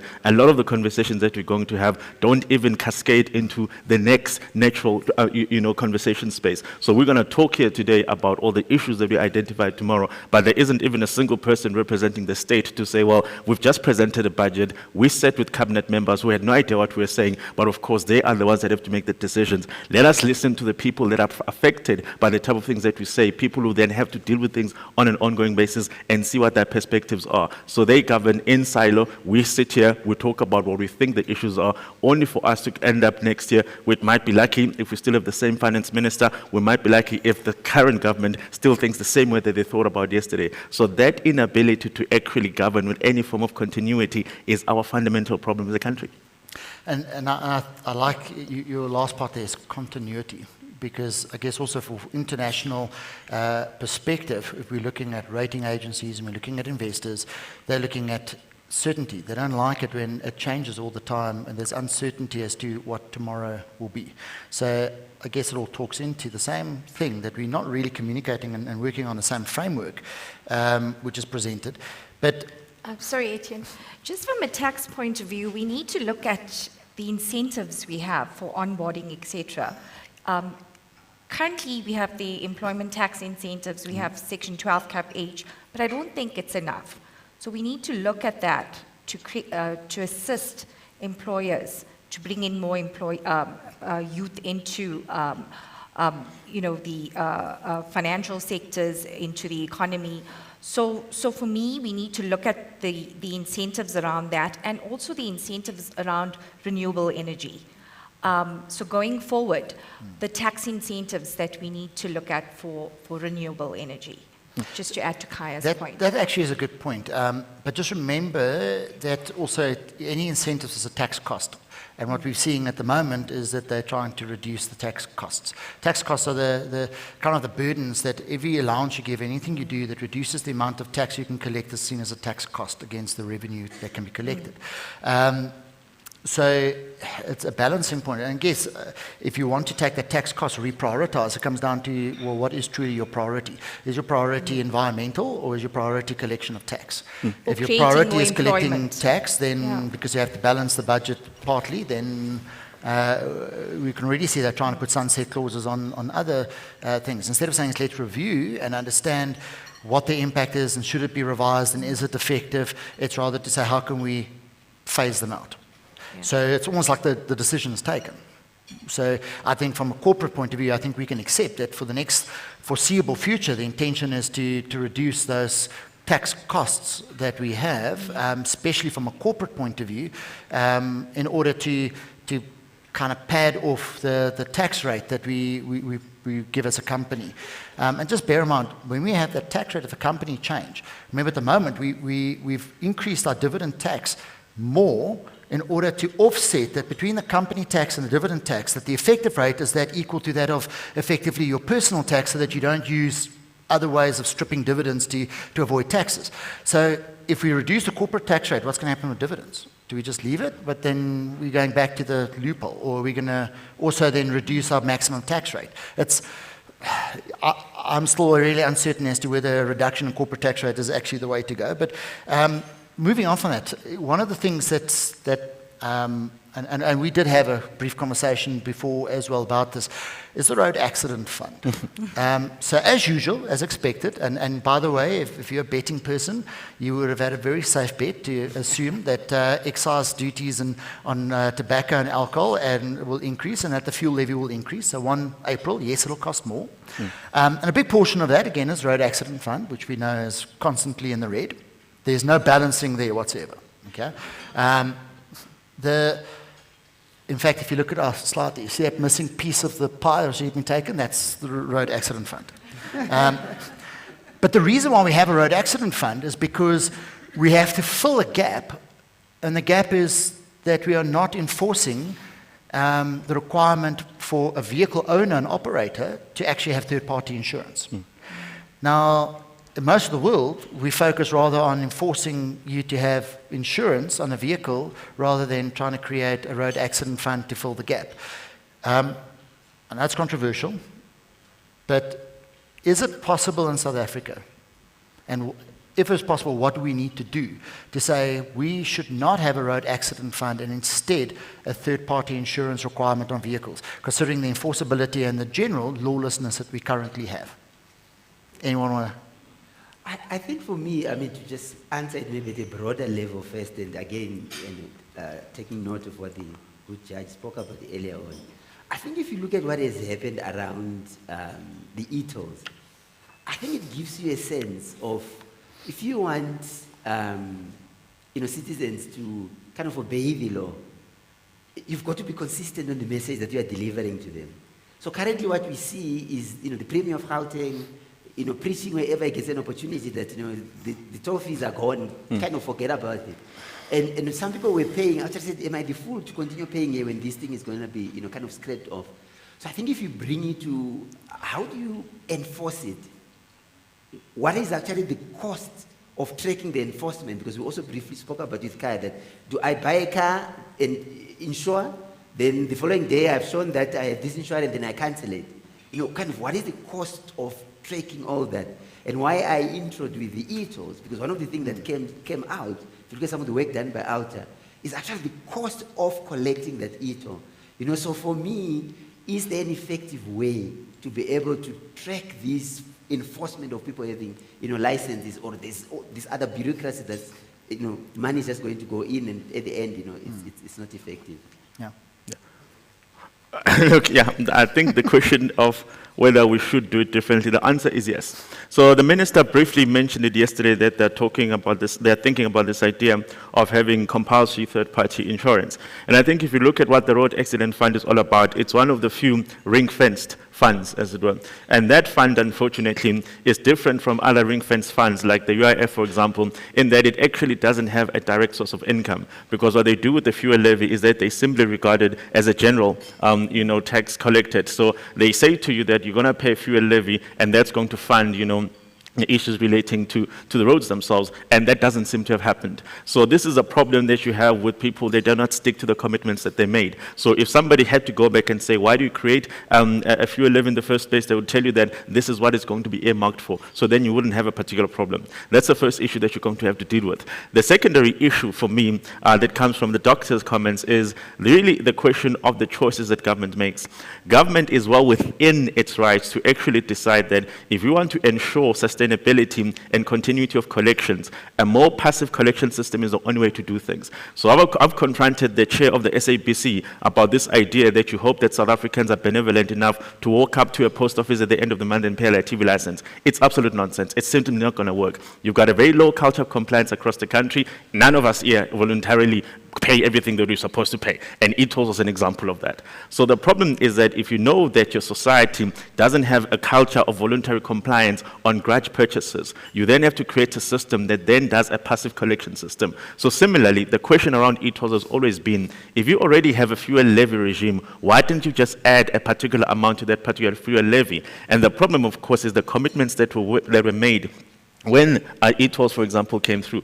Remember, e-tolls were the great betrayal of this country. E-tolls were based on the fact that the Gautrain feasibility study failed. And the question was, if the Gautrain feasibility study is saying, after the World Cup on the 11th of July 2010, nobody's going to be using these things, how do you then push people to keep using the trains? And the answer was push them off the roads. That's what e-tolls was all about. So people know that history, so therefore they're not going to forgive the government for the fact that it was a betrayal of the promise that you need to negotiate with us and say, actually, we're going to create something to the best interest of the public. So the question is, why didn't they use a fuel levy? Well, then they'd signed agreements that promised particular companies, particularly in Austria, that we're going to give you this particular amount of money and it's going to be allocated to you. And there's going to be a profit margin at the end of it. Now, if you then say you're going to have to tap into a fuel levy that's already competing with the Road Accident Fund, it will be very difficult for them to extract an amount and say, actually, this is to be earmarked for paying for e-tolls. So that's why the government has a problem with the e-tolls conversation. The solution exists. If you want to extract money out of e-tolls, you have to do it in a passive way. So whether you add it through a fuel levy, that's one option. One of the answers that I got, and I think this answer was from Pravin Gordhan of all people, was the fact that if you implement a fuel levy, it will mean that it's punishing people in the Eastern Cape for the roads that are in Johannesburg. And I said to him, you're talking absolute rubbish, because when it comes to me buying petrol in Gauteng, there can be a different price in Gauteng on the basis that if you're buying from Gauteng, you're more likely using Gauteng roads anyway. So that argument was absolute rubbish, but an entire Minister of Finance thought he could put that argument to me, and I said, no, actually, that's not how things work. So I think if you have a government that doesn't have a culture of honesty and a culture of actually saying things as they are, where they simply govern by issue rather than by principle, you're going to end up with problems like this. So the Road Accident Fund levy is an issue. It is something that you should be able to combat by saying, actually, everybody who buys a car in this country is going to be forced to have compulsory third-party insurance. How you monitor that shouldn't be too difficult. Remember, we spent a lot of money investing in that e-native system that collapsed because it then turned out that the people that we gave it to didn't know what on earth they were doing. It now works. So for me, if I get stopped at a roadblock, that roadblock should be able to work out that I owe a traffic fine from 3 weeks ago and I no longer have insurance, and then they impound my car until I actually have the insurance that is necessary. So you can't keep hoping that things are going to work when you've got the power, you've got the electoral power that you've earned in a general election to make things happen. Yeah. So again, it comes back to holding accountable and enforcing so that we get past the lawlessness requirements there. But and I'm just going to make this as a general comment. So we can move on to the next question. But the one thing that I noticed is, obviously, in terms of curbing expenditure, the mention of, well, there's few places we're going to cut, and one of those was mentioned, the economic, using economy class flight tickets instead of business class to fly to cities, not countries. I won't say more. the importance for me there is that it's not just so much that I'm cutting across from a business class to an economy class ticket, but the procurement process still adds 3 times the price to it. Because that economy class ticket that is being bought is not at the same price that you and I can buy it when we go online right now. It's far inflated. And we see that constantly coming up. I mean, there's, even with our accident fund, there was that, a few years ago, was that whole thing that came out in terms of them renting the chairs in the boardroom, where the amount that you're renting one chair for, you could have bought all the furniture and the cutlery in the boardroom over its term of that lease. So these kind of procurement mechanisms actually waste the expenditure. It's not so much of the class that you fly, but more the procurement mechanism as well that wastes the expenditure. And I'm interested that not much was mentioned in terms of that, but we want to address wasteful expenditure. So for me, I thought that would be one place. But since we're talking expenditure, for me, one of the places where government really should be spending, and most of the spend should happen, is infrastructure. And so I see the focus is on education, focuses on hospitals, and say, oh, well, they're getting overcrowded and the classrooms are getting bigger and pass rates getting lower. And but what are we really doing infrastructurally? So if I think of medicine, last year's budget, we were promised that with the introduction of the NHI, we were talking about more accessible medical care. But you take a person who's in a rural area 100 kilometers away from medical care. How am I making it more accessible for that person? What am I building to make it more accessible for them? And this is one thing I'm just not seeing, is where's the infrastructure spend really going to be to address the classroom, the educational elements, going to address things like the accessibility of medical care? Without that, surely we can't build, because short-term cut is going to have a massive long-term impact if we're not building that infrastructure. So I know on the hospital side, and that's more contentious, so I'm not going to delve too much. I want to focus on the educational side, because we've spoken now a bit about, well, the kind of qualifications people are doing is not necessarily usable when they come into the commerce. There's mention even in the budget of where the minister's saying as well, you know, fourth industrial revolution. But has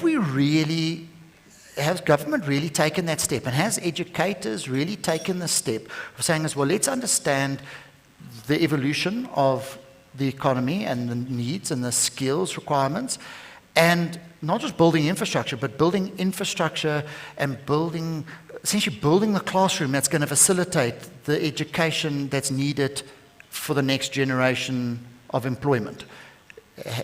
What will that take? I thought that you made a valid point when you started this conversation around the budget being credible and the minister being credible in his delivery of the budget. One key issue for me is the fact that government is pro-entrepreneurship, is seen to be pro-entrepreneurship. Seen to be pro-entrepreneurship, because within a context of declining growth and rising unemployment, entrepreneurship is seen as this opiate, you know, the magic solution that is going to create the jobs. Bringing that to the conversation on the cutting in the budget, 5.2 billion on infrastructure for education. So I think that doesn't demonstrate credibility, because if you're talking pro-entrepreneurship and, you know, the investments that need to be made in entrepreneurship and the support for small businesses, research tells us that entrepreneurial success is directly correlated to good education. So good educational outcomes will give us good entrepreneurial outcomes. If we're cutting expenditure in infrastructure and education, then how are we going to secure good educational outcomes that will then lead to the opportunity for people to start good businesses that will ultimately contribute the jobs that the economy so desperately needs? I want to ask something controversial. Yeah.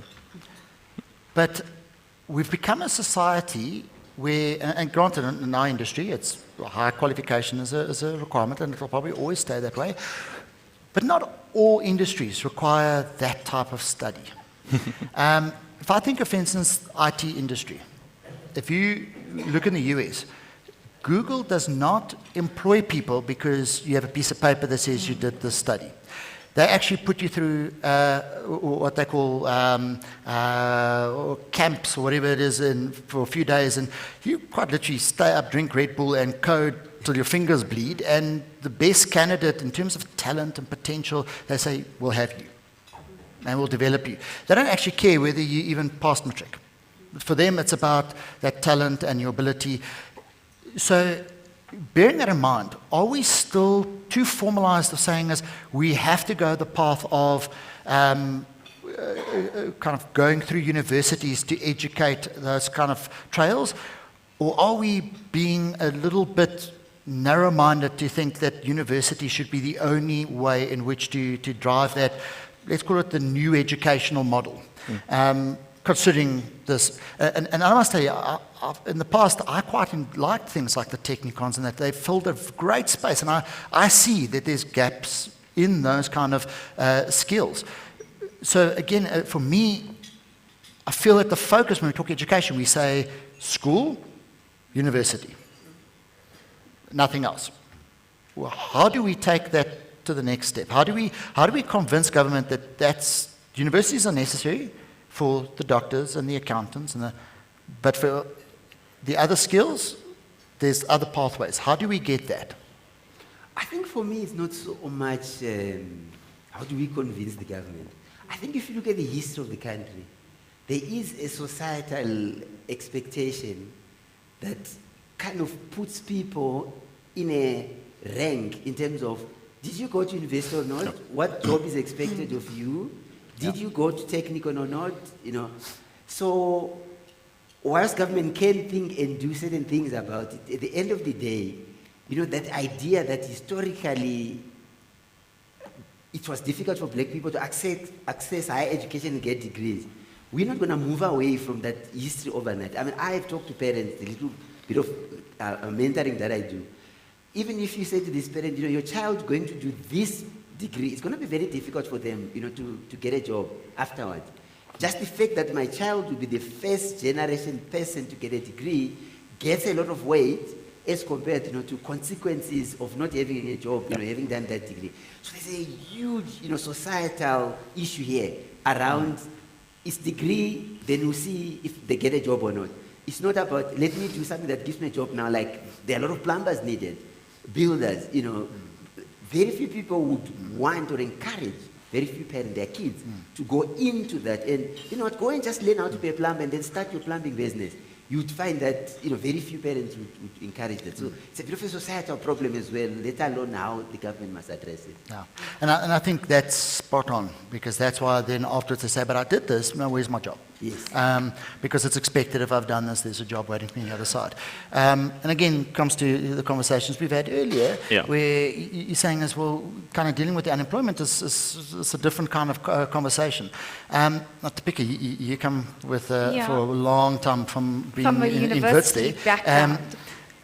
So you've obviously had a lot of us from, let's call it from a university perspective, and the politics and those kind of things. And how flexible are universities in being able to actually adapt to the change necessary to take us into that next fourth industrial revolution?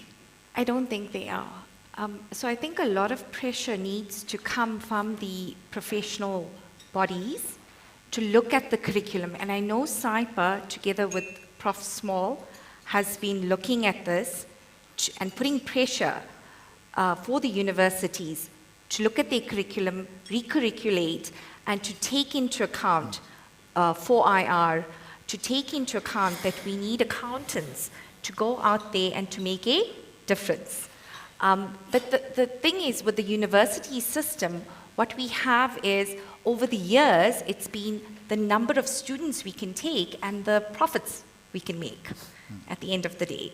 So 10 years ago, in a class, a BCom class, you had 200 students. You now have 1,000 students and your ratio is still the same in terms of your lecturers to students. So it's all about profits also at the end of the day. And I think if the pressure comes from the professional bodies, etc., for the universities to re-look at that curriculum and to then force them to have to do more practical stuff, smaller classes, etc., that we'd see this change. Yeah. I need to tell you a short history of how I once got banned from the union buildings. So it's about 5 years ago. And So I have to interrupt for a moment. He wears it like a badge of honor. How I was once banned from the union building. Okay. In hindsight, yeah. And what I then said to the government is we were dealing with this question of higher education and how that continuum works. Yes, the type of stigma associated with not being in university. So I basically put it to them that actually in South Africa, I don't think there is a moral or even a financial justification for saying that people can transition from matric onto university. So I said to them, nobody should be allowed to go directly from high school into universities. And the reason I put that to them was that this country has got 26 universities, which is a blend of traditional universities and technicons. And then you've got 50 colleges. So we spent a lot of money building these 50 nodes of learning, and nobody uses them because of the stigma associated with them. The secondary problem is that because everybody's elevated this idea of going to university, everybody wants to go to university, and the throughput rates there are absolutely shocking. That was a secondary problem. The third problem is that people might not know this, but we've actually run out of university students in this country.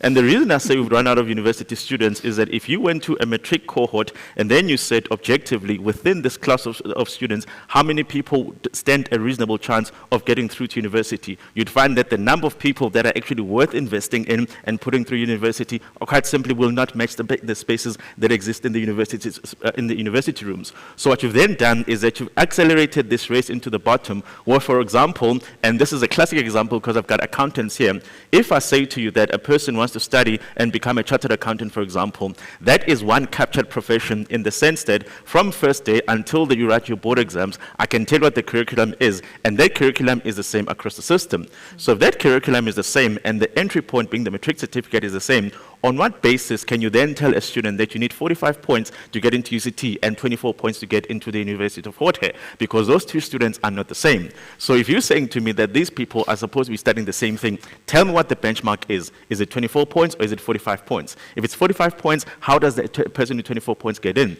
Well, it's very simple, because if I'm sitting at the University of Fort Hare, the country doesn't have enough students that have 45 points. So I'm simply going to keep pulling down the number until I can fill the rooms in my first year class, because this is the one qualification that gets you the profits, as Deepika said, because it's a cheap profession to run at universities. You do not need any infrastructure whatsoever. Training a doctor is an expensive exercise, so therefore most universities don't do them. Anyone wants to train and become students because it's the cheapest thing to do. So having run out of university students, the country simply reduces the barriers to entry. So now you flooded the university system with people who shouldn't be there. And the proof is in the pudding. If you look at the throughput rates that have been documented, and there was an exercise done by Professor Njabulu Ndebele, and this was an important exercise in that he tracked a cohort of students that had started a grade 1 from the moment the NC government came into power. And then they tracked them over a 16, 17-year period. And then they said at the end of 16 or 17 years, actually the number of people that entered the system versus the number of people that exited the system means that it was a waste of resources. And the reason behind that is that by putting everybody into a system that is ill-suited to deal with them, you are actually squandering the potential of the country. You're squandering the resources of the country. So the argument that I put to them is that because you now have this problem of everybody trying to be the thing that they're not, the only way to fix this is to say everybody is going to go through the college system, whether it's a 2 or a 3 year period. Well, 2 years makes more sense, because what you're saying here is that the matric certificate is no longer an appropriate screening mechanism. Nobody takes that thing seriously, and it doesn't tell you about the potential of a person to succeed in higher education. So if you then put them through a 2 or a 3 year screening process, at the end of the second year, there are 4 groups of students in this country. There are the people that are always going to get that medical degree or that actuarial science degree. At the end of those 2 years, you've screened those people properly, you send them through to Wits or UCT, 2 more years they get that degree. You've got the secondary group of students who are always going to be technical students, people who would have gone to a TUT, but because the University of Pretoria sounded better, they went there and then they never made it. So that becomes the second group of people. At the end of 2 years, you say to them, this is where we think you're going to transition into. 2 more years at TUT, you get your diploma. You've got the third group of students who are supposed to be certificate students, people who should have been at an FET college in the first place. So those people, another extra year, you get out of the system, you've got your certificate. And then there's a fourth category of people, people who unfortunately have spent 12 years exposed to a dysfunctional basic education system. Higher education was never for them. So this is how you cut down the costs of running higher education. This is how you streamline the process so that we're spending money where it ought to be spent, rather than us trying to pack all our students into UCT at 150,000 Rand per annum, knowing very well that at the end of 4 years, the pass rates, I think for black people, is around 12% if you use NSFAS as a proxy. You're all paying for NSFAS. If I say to you that I want you to put your money into a system that's going to have an 88% failure rate, and I ask you if you're going to legitimately do that, you're not going to do it. So why are we doing it with higher education? So that problem is what I put on the table at the union buildings. I remember that meeting ended very late at night, and for the next 3 years, I couldn't get anywhere close to that building. So, Have you got it now? the other day, It's a new dawn. Okay. so the other day I'm driving down and my daughter, very insightful, at 12, she's the poster for the school up there, and they say, creating the future leaders. And she says to me, well, if everyone's planning to be a leader, who are they going to lead? Yeah. So it comes back to not everyone is meant to be at that outcome. There's different segmentations. In fact, if I may just add, one of the hidden costs that we hardly ever talk about, is exactly what Kai has captured. You see it in one place in corporate. It's in call centers. The fact that we have a lot of unemployed graduates, it has meant that someone who should not be in a call center because we have educated them at our cost with a degree, they use that as a stepping stone, but they're never able to get out. And they are crowding out people with matric who should actually be working in the call center. So I have worked over a decade in call centers at Momentum, for example. You will be amazed by the number of people working there who've got BCom marketing, who've got a degree in industrial cycle, but they never managed to get a job for what they had studied at. And you can just imagine, firstly, the cost, and secondly, how they crowd out people who should be doing those jobs because they've got certificates, as Kaya says. Yeah. Well, we don't have to worry about the call center. They'll be replaced with the fourth industrial revolution. So one of those jobs is going to get replaced. But you said that I saw not long ago they had this whole conversation about MBAs, and for instance, like India, the vast amount of people who have MBAs, and it seems like you have to get to that point, that there's a whole horde of people with MBAs that operate in call centers, and is highly qualified for that position, clearly.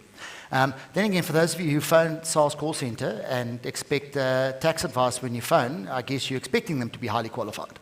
I've always had the rationale that if the person was really that good in tax, they wouldn't be working at a call center. So you've got to frame the things properly. But for me, one of the things that stood out, and I harp on it again, where they say we lower the cost of doing business, and then they make reference to, for example, the Biz Portal and CIPC and SARS and UIF and these kind of things, and then they make reference to the Competition Amendments Act that came into force to strengthen competition. How does that reduce the cost of doing business? Because if you and I just get together to have a cup of coffee to say, you know what, we work in the same area, we're going after the same clients, so instead of trying to fight each other tooth and nail to deal with that, let's create sustainable businesses. I've now just colluded, and I am guilty. Yeah. And I'm going to be penalized substantially for doing so. Regardless of the fact that we were looking at creating 2 sustainable practices within that, because at the end of the day, that piece of legislation is all about what is the lowest price possible for the consumer at whatever cost. Now, so for me, strengthening the Competitions Act, which by the way Eskom is not subject to, just saying, maybe there's a hint there, and at the same time, we're saying we're giving these other portals to help compliance, such as CIPC and UIF and SARS, and how does that translate to lowering the cost? And I'm thinking more from an entrepreneurial point, that barrier to entry as an entrepreneur. Are we dealing with the barriers to entry properly? Because for me, taxes are part, and you can have the small business tax and turnover tax, and I've got my own views as to whether they work or not, and I think the take-up rates on that alone should tell you how efficient or inefficient they are. But for me, the real entry to business, how many of you have helped a client open their company and the first thing they said is, I don't think I can open this because of the tax? Anyone say that? What is the first question they ask you? Well, normally it's, I've already signed the lease, we started trading yesterday, and can you help me register my company? It's normally a little bit that way. But that barrier of entry, what is the biggest barrier of entry often? Funding, access to clients, access to resources. What focus do we have in South Africa in developing small, medium business and the new entrepreneurs that in the world has been shown as being pretty much the biggest growing factor in most countries in the regrowth of their economies? How are we not focusing, because we say agriculture and those things, but how are we not focusing more on those small and the new entrepreneurs? And when I'm saying that, I want to give it a little bit of context, because I'm passing this directly onto your shoulders there to answer. But before you answer, think of the digital platforms that has developed in the last years. Uber, they don't own a single car. Airbnb, they don't own any real estate. Alibaba, they own no stock. Think of the massive potential and scalability and the digital platforms that are there, but how are we taking that kind of evolution in industry and encouraging in South Africa new entrepreneurs to enter and support them into entering, and what kind of burdens do we need to address to help them to grow the economy? That's a very big question. I think we should start with the basics, and that's the fact that in South Africa we have an entrepreneurial startup rate of roughly 7%. So 7 out of every 100 people will start a business. Yes. Out of those 7 people, out of 100 people who will start a business, between 70 and 80% will fail in the first year. So those statistics are quite sobering, and we need to be very honest with each other about that. Our government is on this mission to promote entrepreneurship, and yet we don't look at what it is that we're dealing with. So about the ease of entry into entrepreneurship, I want to reiterate what you said about, in our country, there's the view that we should educate for people to get a job, and yet there are no jobs. So the private sector isn't creating jobs, government is not creating jobs. But we haven't thought about how we infuse entrepreneurship education into primary school, for example, so that learners start thinking about that option, as they are learning the basics around maths and science and so on. Beyond that, when we think about the regulatory issues around starting businesses, we are not competitive at all. It takes businesses, how many days on average? 28 days, I think it is, at last count in South Africa, to register, to start a business from the compliance perspective. So we haven't even begun to think about how we make it easier for people to start businesses and how we are enabling them to be able to start businesses. I want to second a point that you made earlier, and that is that it's not government's job to create jobs. It's not. It's government's job to create an enabling environment within which entrepreneurship can flourish, and therefore the jobs can be created. And so what I had hoped to see in the budget, for example, would have been how budget is being allocated to improve systems and processes for entrepreneurship to flourish, like, for example, the SIPS process. That's just one example. But I don't think that we've even begun to think about what does it mean to have a pro-SMME budget. I certainly didn't see that. Interesting, you say the turnaround time in registration. In these days, it is pretty fast to register the company with CIPC. It takes a few days. I don't think the cost is barring it. But for me, so it's easy for us. We know the process. We know those things. But you take the perspective of a person who, and again, from an education point, I don't want them to have a university degree. And having a university degree doesn't mean that they can operate e-filing or CIPC's website. How am I making it easy? I was supposed to laugh. I said it tongue-in-cheek. The other day, I tried to log in, and a little picture that you have to type in the letters to say that you're not a robot.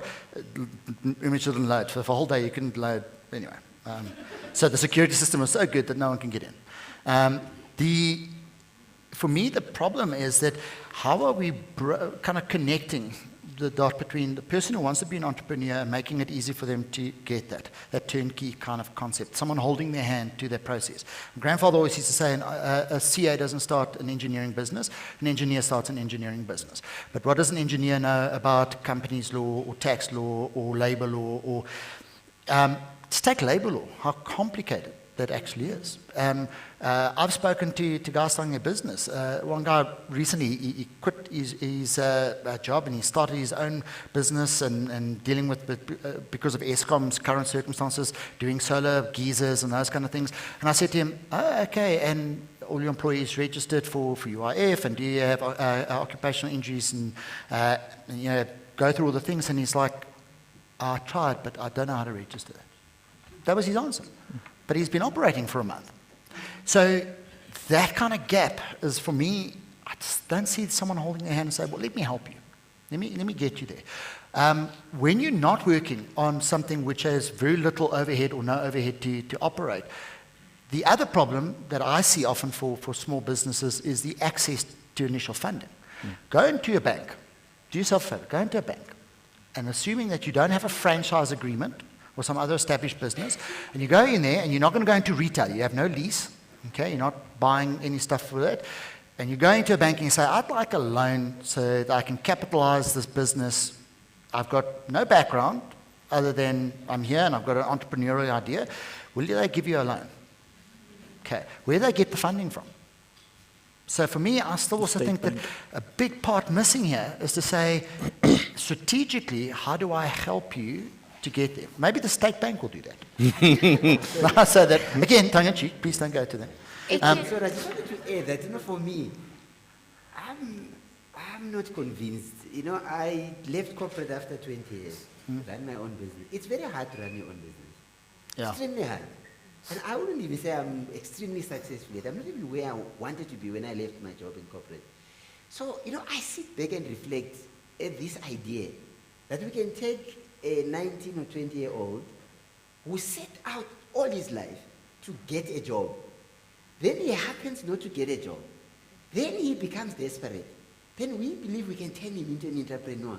I really find it hard to believe, because I think there is an intention. There is something about I take risk. I want to be my own boss. The upside is high. There's just something about certain people around that. So I am not convinced when you are sold the message that we're going to solve South Africa's unemployment problem through entrepreneurship. I find that to believe. Having run my own business for 5 years, I didn't need anyone to give me money, left with lots of money at corporate to start. I just imagine a 21-year-old trying to do the same. So I'm not convinced yet that is our solution to unemployment. It's quite funny. My wife, when I started my own practice, she said, you're not an entrepreneur, you're self-employed. Let's get that right. And when you read the book E-Myth, he also makes a point of becoming self-employed to that. And there's one phrase in there where he says that you quickly realize that you're your own boss, and then you realize you have a terrible boss. So Etienne, just on that point, having left academia and also joining the family business, I think it's really difficult for a small to medium enterprise to actually get work out there. Considering the fact that if you look at your tender processes, etc., they ask you for a minimum of 5 years experience. If you don't have a minimum of 5 years experience, you're out. It's all the big corporates that are getting the jobs out there, and then you trying, and it's difficult also to access to markets. Access to markets. And I think there should be, processes in place to actually assist SMMEs, in getting jobs, smaller jobs, etc. And I think that's a huge barrier to growing that SMME market. So what we're saying is cost isn't the real prohibitor, it's more the other barriers that have not been identified. Which I guess is exactly the point I was hoping we would get to, is that reducing or pretending that we're reducing the cost because we've given you certain compliance platforms and we've strengthened competition law doesn't really address that issue, but we haven't really addressed the real issues that an entrepreneur would face in starting up.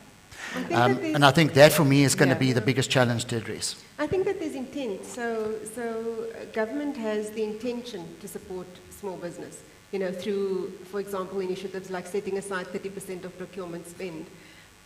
But intent doesn't translate into impact if your policies and procedures are not aligned with that intent. So if your procurement process is not aligned with the intent of procuring from township-based businesses, for example, or from small businesses, then it's going to remain a promise that you can't fulfill.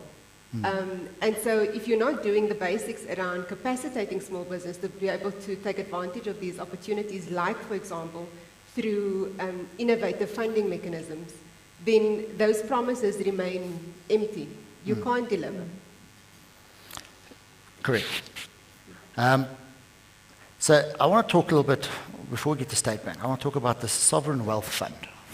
What a wonderful thing. I want to read a little section. This is actually from the minister's speech, because I think this is, for me, the crux. And it says here, a sovereign wealth fund is an important long-term tool for saving and investment for future generations. It can also contribute to strengthening the fiscal framework. We must learn to save during good times, and funds can play an important role as a counter-cyclical fiscal tool. And then we say, but we're going to start off by putting some money in there. Now, saving when it's good times?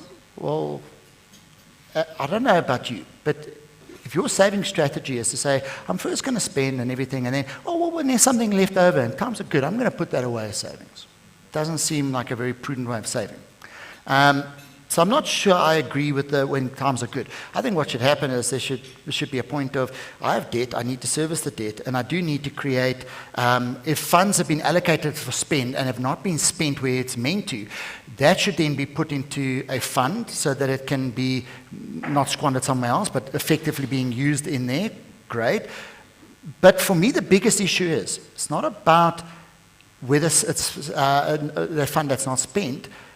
It's about, why did you not spend? If that money is earmarked to create infrastructure, why did you not spend that money on that infrastructure? Because there's a cost to not spending that money.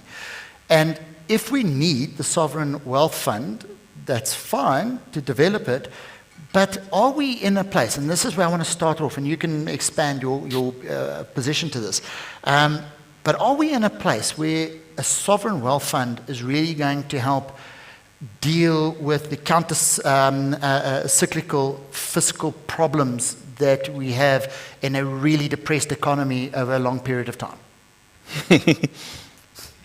No. Where we are, we're in a very dangerous position where every 5 years you get together a couple of thousand people who know very little about economics or finances in the first place, and you give them the power to formulate the economic policy of the country when they have absolutely no idea what they're doing. And that is essentially what happens at an ANC conference. So about 2.5 years ago, I remember it was on the 18th of December 2017. I'm sitting there with a guy called Enoch Godongwana. He's about to go and get ambushed in the plenary about the question of, you know, the land issue and the Reserve Bank and all of these things. And I sit down with him and then I say, well, of course, this is what you need to explain to your people in there about what a Reserve Bank is and how it operates. And if you can put that argument together, then of course they're not going to tell you that they want to nationalize it because they don't understand what it's all about. He goes into the plenary and then he emerges at around 2 a.m., I remember, and then he comes out and then he says, we're nationalizing the Reserve Bank. And I'm standing there, I'm like, brother, we spoke about this. What is the basis for you saying these things? And you refuse to answer my question. He said, I'll deal with you later. It's only been 2.5 years, so I'm still waiting. The problem that you have here is that this concept of a sovereign wealth fund in particular is something that ideologically you'd love to have. It's something that 60 or 70 years ago would have made a great idea, because 60 or 70 years ago, you were the epicenter of the mineral wealth of the entire universe. If everybody wanted to find gold, they knew this is where they needed to come. And this is when you would have said that because we are worried that in the long run we're going to run out of these particular reserves, we've decided to take a part of the economic value and put put it into a fund for the future. That is the ideological position. When you come into government after 1994 and you have to deal with the reality of where we are rather than where you could have been had you taken over 20 or 30 years ago, there are things that simply make no sense. And a sovereign wealth fund is one such example. The secondary problem that you have, of course, is that they put these things on paper and then somebody says, let me go and implement it, and then they realize that it cannot be done, so then they sit on it. This was fine until, of course, you decided to discipline a particular youth league leader who then formed an alternative wing of the ANC that keeps reminding you of the things that you said you're going to do, even though you know that you can't do it. So Floyd standing up there and saying that I want a state bank and I want a sovereign wealth fund resonates with the people that have been part of the ANC architecture for a very long time, even if it makes no sense to implement it. So a lot of the things that we see are them simply trying to say, let us steal the political capital away from this left wing of ours so that they stop talking about these things. So if you then ask them right now, why are you saying that you want a sovereign wealth fund? Where is it going to be funded from? The answer doesn't exist simply because it is an idea that made sense 20, 30, or 40 years ago and makes no sense now. There is absolutely no moral justification for a state that has just cut spending on educational infrastructure. There's a state that cannot afford to pay for core first-generation rights when you talk about education and healthcare. A state that cannot do that has got no moral justification for deciding that we're going to take 30 billion rand and we're simply going to park it and hope that nothing goes wrong there. This is the same state that about 5 or 6 years ago had a contingency reserve which is only supposed to be used for emergencies until the COSATU goes to the union buildings and threatens Jacob Zuma and says, if you don't give us a particular wage increase, we're going to go on a general strike. So then he instructs the finance minister of the day to simply use the contingency fund to placate COSATU. And these are the problems we're dealing with now. So a government that has an inability to understand the consequences of the decisions that they're making has got no justification for coming up with something called a sovereign wealth fund to begin with. The secondary question is how it's going to be funded. So the finance minister, very creative man, gives you, I think it was 5 different options. It may come from the spectrum allocation. It may come from mining royalties. It may come from the privatization of the state-owned assets. Again, in all of these things, if you made them happen tomorrow and you generated enough money to even come up with 30 billion rand, there is no way you could argue that it's in the public interest for us not to spend it on ensuring that the people at Baragwana Hospital, for example, get the proper services and rather say, let us just park it out there in case something goes wrong in the long run. The secondary problem that you'd have to ask yourself a simple question. If you already have this albatross called Eskom that costs 450 billion rand in debt obligations right now that you need to be paying every single day, that literally is draining the state. Every rand that we raise as a state, so much of it goes into interest costs. Why would you then decide that I'm going to just park 30 billion rand, for example, for nothing, when anybody who can work out the maths will tell you that you're better off taking that and cutting down the interest costs that you're paying? So there's simply no way that any thinking government could put something on a budget. But of course, this is what we do when we're trying to govern through populism. This is what we do when you've got populists sitting with you in parliament and you want to ensure that they don't go out there and say, but you betrayed your own mandate. So they put it out there. I can guarantee you now, I can bet every single one of you 100 rand, I can't afford it, but I know I'll never have to pay it out. It's not going to happen. It's simply not going to happen anytime soon. I think I'll just also add, Judge spoke about it. Sometimes we forget about the millions of unemployed people. So we got the president a few weeks ago where he was saying unemployment is a ticking time bomb. So I would just say, what would be the outcome on unemployment of having a sovereign wealth fund? None whatsoever. What would you achieve to tackle this ticking time bomb that the president himself is saying we have now? And that's why I said I wanted to read that part, because for me the part is he actually answers a part of the issue in the speech, and he says, you must learn to save during good times. I guess that's where the answer, that's why I raised it, because I didn't know we were in good times. So we actually need to take questions from the floor, but if you could put up your hand if you've got a question, and then we'll bring a mic to you. And while we wait for the people to raise their hands and get over the stage fright, I've got a question. I've actually got 2 questions, but I need you to answer them briefly.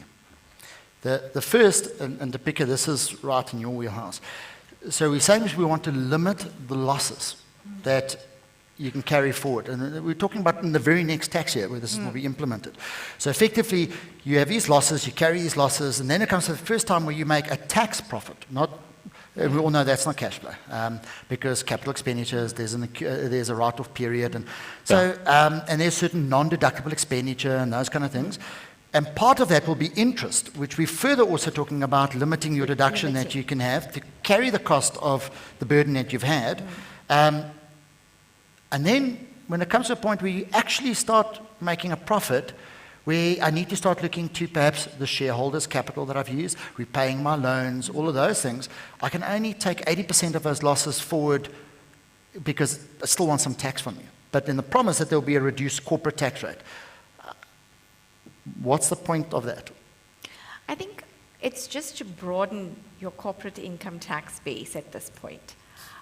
Considering that, like you said, the number of companies that have gone into business rescue, just the state of the economy and the taxes from your revenue from corporate income tax has decreased.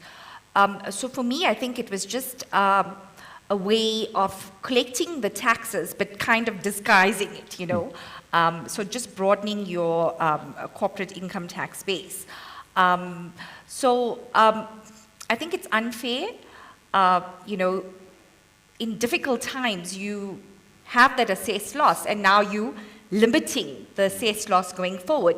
When you're actually in a good space and making taxable income, but you've actually now limited the loss. So I think it's unfair on companies, but it's just to broaden the corporate income tax base at this point. For me, when I read that first part, I wrote in my notes next to it, I wrote next to it cash flow. Yeah. That's my comment, because the first thing came to mind was, in any business, it's not about profits or losses, it's about cash flow. So we effectively pushing a company to tap into cash flow to pay those taxes, because we're trying to put more burden into the corporate side. That's why we're trying to put away some of those allowances. We're trying to kind of reduce the potential for you to have losses that you can piggy off and not pay taxes. But there's a cash flow impact. And so that for me is a bit weary. But to move on before we take the question, last thing, I want to ask about the state bank. So this is out of the minister's speech. He says here, the architecture will be that the retail bank operating on commercial principles. Okay, this is a state. Have we seen how they operate other things on commercial basis? Yeah, just think SAA, for example. State Bank will be subject to the Bank Act and will have an appropriate capital structure and performance parameters on investments and loan impairments. And it also talks here about to consolidate the current fragmented system of national and provincial development finance institutions. So, as briefly as possible, what actually is the State Bank really going to do in terms of function, which is different from what we currently have in what they refer to as fragmented national, provincial development financial institutions? Yeah. I'll tell you a very strange story. In this pamphlet that you have of you, the picture of me was taken on a particular day. And this was me addressing a particular conference in Sandton. And at that conference, Tito Mboweni had just been appointed as the finance minister. So he was there alongside Lisecha Kganyago, the governor of the Reserve Bank. And when Tito stood up, the first thing that he said is that he spoke about the idea of these state banks. And he used an example of a bank in KZN called Itala Bank. And the one thing that he said that he keeps saying to his colleagues in cabinet is that there's no way I'm going to give you a state bank while you still haven't paid the loans that you took out from Itala to buy all those farms that you own in the Natal Midlands. And we all know who those politicians are. So this was Tito Mboweni barely 2 years ago. Now he comes out yesterday and then he says there's going to be a state bank. So when he first mooted the idea, I tweeted him around 3 days ago. And then I said, you've just said that you're going to start a state bank and you're saying that it's going to be a deposit-taking institution. Question one, who in their right minds is going to put deposits into the state, given your track record in running everything that has money? After VBS. He refuses to answer that question. And then the secondary question is, then I then say to him, you must keep in mind, and again, these are the things that you pick up when you hang out for those 5 days Mrs. Nasrek, in that a lot of the people that are coming up with this idea of a state bank, they are under this bizarre illusion that this state bank would be able to, for example, give them financing at a cheaper rate than what commercial banks are going to do. They are seeing it as them finally, upsetting the cart of traditional capitalism and being able to do the type of things that the current white monopoly capital banks refuse for them to do. So then I said to him, you've now finally told us that it's going to be a deposit-taking institution, and he's a finance minister, so I assume that he knows when I talk about the spread in interest rates. So I'm saying to him, the people that have said to you they want a state bank are people that expect that financing is going to be cheaper. So therefore, if I do give you my deposits, which I definitely will not do, and the people that then want to use that deposit to do something else, those people want to be charged a lower interest rate, which means that you're going to have to squeeze the spread that already exists here, which means that I, as a person who gave you the money, I'm going to get less. So why would I leave my current bank and go to you when I'm guaranteed lower returns? These are the questions that I put to the finance minister just 3 days ago on Twitter, which he refused to answer, of course. Yeah. So I'm going to use the tagline that SABC used, because it's the right thing to do. Yeah. those are the problems. And remember, the secondary problem, to be completely honest about this, is that we have to then ask ourselves the question, what is it that we're trying to address by coming up with a state bank? And if you're talking about the concept of financial inclusion in the first place, everybody knows that the sum of bank accounts that exist in South Africa exceeds the number of people that need bank accounts. So we do not have a question of access to transaction capacity. So what is it that the state thinks it's going to achieve with this particular institution that isn't currently being achieved? And if their answer is that it's going to provide cheaper financing, well, quite simply, they will not have access to the money that they need in order to lend to other people. So again, it's another stillborn idea, but all you have to do is go to Twitter and ask yourself the question, why is the government talking about a state bank? And you're going to get a couple of videos, including a particular guy wearing a red overall in Parliament going on about the state bank. So because he keeps going on about it, and because it resonates with the type of people that put you into power, you then have to say, we're also going to do it. So the one alternative, I suppose, would be to consolidate the existing institutions. So when you consolidate the existing institutions, that might make sense. You still shouldn't be giving people cheaper financing on the basis that you're the government and that's what you need to do. Because in the pursuit of this dual mandate that the state always talks about, of the social versus economic returns, as soon as you undermine the economic returns, then there will be no social returns in the first place, because the entire thing will go bankrupt, and then it ends up being a social cost. And I think the government struggles to understand that sometimes, in that you can have a dual mandate, but in that dual mandate you can only pursue the secondary social mandate if you fulfill the primary economic mandate. And they refuse to understand that. And I think when we do talk about consolidation of banks, I always get horrified by what happens behind the scenes. What happens behind the scenes, and because the judge is here, he'll remember this name quite interestingly, the name of Pearl Bengu. Because Pearl Bengu was the person who ran SASSA to the ground in conjunction with the then Minister of Social Development. So what did the ANC do when Pearl Bengu had to leave SASSA? They put her in charge of Itala. Questions? Yeah, just take while we wait for the mic there, I want to pose a question to you to think about. I'm not going to answer it. It's yours to ponder on. But what is the task of SARS, of a revenue authority? Is it to get the maximum amount that I can assess on a tax and aggressively collect to all extents? Or is it to obtain the correct tax outcome, taking into account the net tax to fiscus and to effectively collect that? Because the answer there will greatly distinguish what you believe, or that trust that you have in that organization, which is one of the things that the minister keeps addressing, is the importance of rebuilding the trust that we have in SARS as an institution. But your engagements that you have with SARS on a daily basis, does that instill you with trust? Does it feel like SARS is just trying to squeeze, because they're under pressure for collections, squeeze as much out of you as possible? Or does it come across to you as that they are trying to achieve the correct and fair and reasonable net tax outcome? Don't have to answer. You can just nod. Question? I think it was quite good that it wasn't a focus on taxation, but on the country as a whole. I think, first of all, to the judge, I think you're correct. Criminality has actually embedded itself in society, in our infrastructures, and in our mentality. I think that needs to address. Firstly, about supporting entrepreneurship. I think South Africa, unlike many African countries, we're pushing structured entrepreneurship. which is excluding a large proportion of people who are innovative, creative, and entrepreneurs in their own right. If you look at other countries who are flourishing, they're promoting organic entrepreneurship, which is driven by innovation and creation. Just for experience, we've been speaking about alternative energy resources. 11 years ago, I spoke to all the municipalities with the landfills about using it as biogas, which can be converted into energy, water, and compost. Turned down. I sold the idea to India. They're running 3 countries on waste. They're lighting entire cities on waste. Okay? And we're speaking about nuclear, wind, etc. Wind, nuclear is not even driven by this country. Wind is driven by the mafia. They own all these windmills that we have in the country. It's an Italian company which is owned by the mafia who drives it. Okay? And that is what's stifling the country, the economy, and the people. Secondly, it's also about education.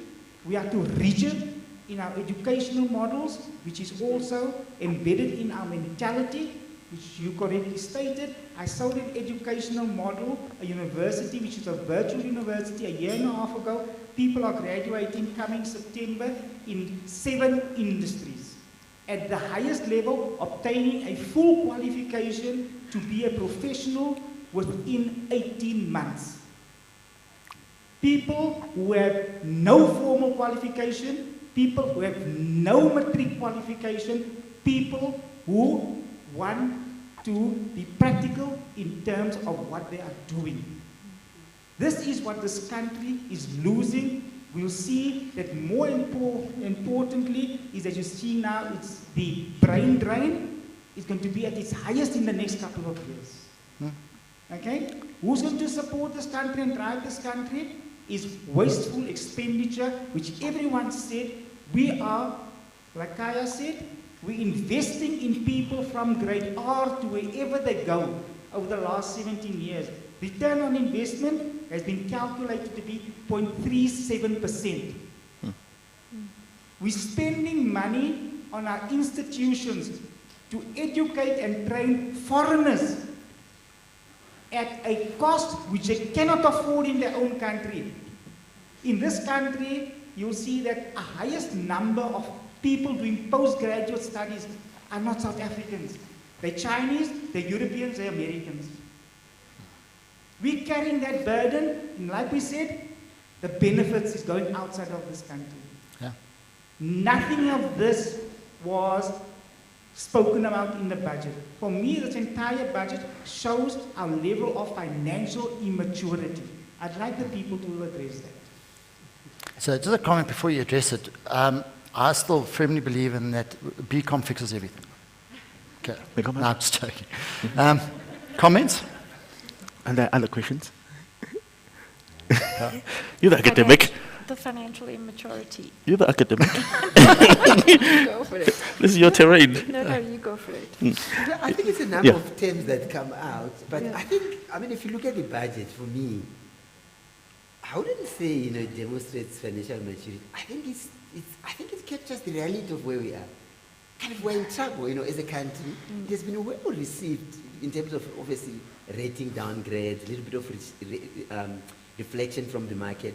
I think for me, the question is really the one that the judge put on the table. To say, we saw kind of the benefit for, the men on the street, they haven't been hard hit, and there's this focus on state expenditure, whether it's flying or freeze on wages, or the cell phones, they're going to change the policy. Can it really be done when, right when the Minister of Finance is speaking, the alliance partner declares war?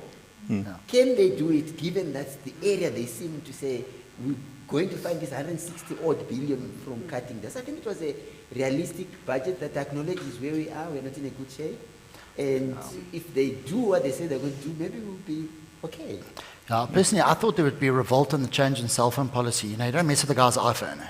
The new coolest iPhone. But I think that does talk to it. But remember, there's, and perhaps you can expand on this, there's it's almost like the timing of them saying as well, this is a declaration of war, tells me that you even have had time to actually wait for the budget to be finished before you're doing this. So you've already predetermined, no matter what's going to happen, what's said, is you just declaring because you want to, it's a bit like a child who's throwing a tantrum.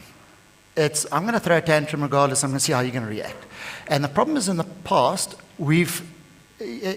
so you have two choices when your child throws a tantrum. You can try and scold them, and it's not going to work, they just scream louder, and then eventually you give in, okay? Which is what previously has happened. But now the child's learned that if I do this, I get rewarded. Or you can take a different stance and say, I'm not going to take this, and just walk away.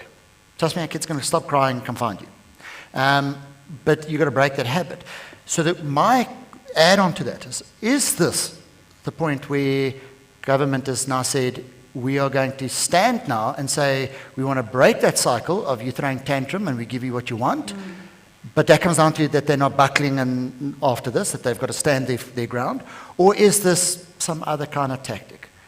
Is this unions just flexing its muscles to show that it still has power? Or is government really saying as we want to take away that power from the unions because we're tired of being dictated to the terms? That's a difficult question, but I think that's going to be the key component there. Agent, just on the financial immaturity, so I do understand Prof's point. I think there's all these plans and all these proposals, and we've been hearing about wasteful expenditure and cutting the wage bill, the government employee wage bill, but what has actually happened? So it's all about implementation, and I think that financial maturity will come when we actually see the implementation of all of this. So we have time for another question. Anyone? Back there, we've got a question. There's another hand that side. There's another hand that side. And we've got one more. So after that, we've got one more question out that side, and then we'll wrap it up. Okay, my name is Tobela from Accounting and Financial Advisor. I've got two questions for you. The fourth industrial revolution. In your own opinion, what do you think we should do to government to emphasize that this is actually a critical point of issue that has to be addressed, given the fact that now most of the businesses worldwide, they go iCloud and everything. And also they can't even address the issue of the data with the MTN, Vodacom and all that is expensive. That's my first question. And the other one, the second one, the VAT. Do you think it should be increased from 15%, given the fact that we have to, as employees, sponsor for the mismanagement of funds? Then do you think it would be appropriate for them to consider to increase the VAT so that everyone can contribute towards this sponsoring project? Thank you. If I can start just on the VAT part. That other question? We'll take the question now after we respond here. It's just on the VAT part. I would caution that we need to not think of a tax increase as being a sponsorship of past or let's call it wasteful expenditure. I think that issue is a separate issue. There should be actions taken against persons for wasteful expenditure. We already have legislation in place. We've got mechanisms. That should be addressed separately because that comes down to how you're spending my money and the tax morality that comes attached to that. The other part is funding. Now, VAT is a very efficient and very effective tax that can be collected in a short cycle. It's got a reasonably small base to collect it from, and because of its way it works, it always ends in the consumer's hands, and it's equal. The problem with that, and my personal opinion is, yes, it's a great place to increase the tax in terms of just broad, but it has a regressive nature. So we have to then also at the same time address the impact that the regressiveness has on the other side by things like grants and so on. And then that's again a tax cost that you've got to weigh off and see how to manage that. And if you look at, we have an enormous amount of population. What was it announced? 18 million on social grant? Yeah. So it's a massive portion of that attaches to that social grant. That balances where the difficulty is. But in terms of collection of taxes, that is a great place to do it. And if you look at it from a base point, we are below the average medium. So we can actually afford to push 1 to 1.5% that VAT and still be comparative to related industries. But the regressive nature is, I think, the prohibitor at this point in time. So I'm going to say it might still come in the next budget or two. We can't discount that. But the political backlash that they're going to get from it is they need to be able to manage. And I think that's going to be the trigger when and how they implement. And on any comments here? On that first point? There was a question around the fourth industrial revolution. And the first reservation I always have about South Africa talking about fourth industrial revolution is that we can't even keep the electricity going. We are as far removed from any industrial revolution as you'll ever get. But again, I think the fundamental problem that we have to really confront is that the world is evolving at a much faster pace than our ability to even conceptualize what the issues are that we need to be dealing with. So one particular example, and I hate using this particular example, is the CEO of MultiChoice, a guy called Calvo Mawela, who some people would know I have particular reservations about. He was complaining about, institutions like Netflix, about the fact that he feels that they're cheating the system because they don't have to invest in the type of infrastructure that he has to invest in order for them to be able to deliver the same service. And I thought that perhaps one of the big issues that we have is that if you're going to talk about this idea of any industrial revolution, we need to be able to understand as a country that our regulatory regime is very, very ancient. A lot of the things that we set as the rules were designed for a particular economy that had particular touch points. The world has evolved at a much faster pace than this, and I don't think that we are preempting all those types of issues first and foremost. The secondary issue is that I suppose if you look at the fourth industrial revolution and its multiple manifestations, the question of a person that would have raised you and I and was a meter taxi driver 5 or 6 years ago and was an employee for Rose Taxis, for example, that person today being an Uber driver is suddenly out of the security net because they are no longer referred to as an employee. So all the labor protection that we offer to people that are regarded as traditional employees is no longer available to them. Similarly, with the person that said, I'm going to invest in a B&B and I'm going to comply with the laws of the Republic on how to run an accommodation facility, that person has incurred a cost. But I can sit here today and decide that I'm going to Cape Town tomorrow, so therefore my house is a quasi-hotel because I put it on Airbnb. So you always have to take a step back and say, as the state, do you actually understand what it is that is about to happen, and how do you manage the country's transition towards that? And unfortunately, when you then engage with a lot of government business leaders and you ask them about this fourth industrial revolution, the first thing, of course, they'll give you is a blazer, because that's what we've done. We've decided that we're going to create blazers and we're going to write 4IR, and that exhibits our understanding of it. But there's also the sad reality that we just do not know what it is that is about to happen and how it is that we need to manage it. And that, for me, is a tragic failure of our governance system and perhaps even our education system, where perhaps even our politicians aren't educated enough to understand what it is that is about to happen and how to actually assist the country transition towards those particular things. So when you talk about the fourth IR, when we can't even keep the electricity on, I'm always skeptical and think that perhaps we shouldn't get there. That is a simple problem. The complicated problem is, what are the consequences of these particular transitions? The consequences of these particular transitions is what I refer to as the bargaining power of the incumbents. When you speak about the bargaining power of the incumbents, you're talking about people that are already within a particular ecosystem, that when things change, they're the ones that can say, oh, this is what it means for me. This doesn't mean much for people that can't even access the system. So for a long time, you would have been told that go to school, get a BCom, and get a driver's license. Now I've got a driver's license, and I thought that was going to get me a job. But suddenly, the jobs in that particular industry no longer work, because most of us no longer need cars in the first place. So I think what you really have to be able to deal with is that the bargaining power of the incumbents is one thing. The people that are left out of the system, particularly in the South African context, are the people whose plight is going to be much worse off if we keep jumping into these transitions, because guess what? They've done it in Singapore, they've done it in Indonesia, so therefore let us also do it. And this is always something that I always remind accountants about.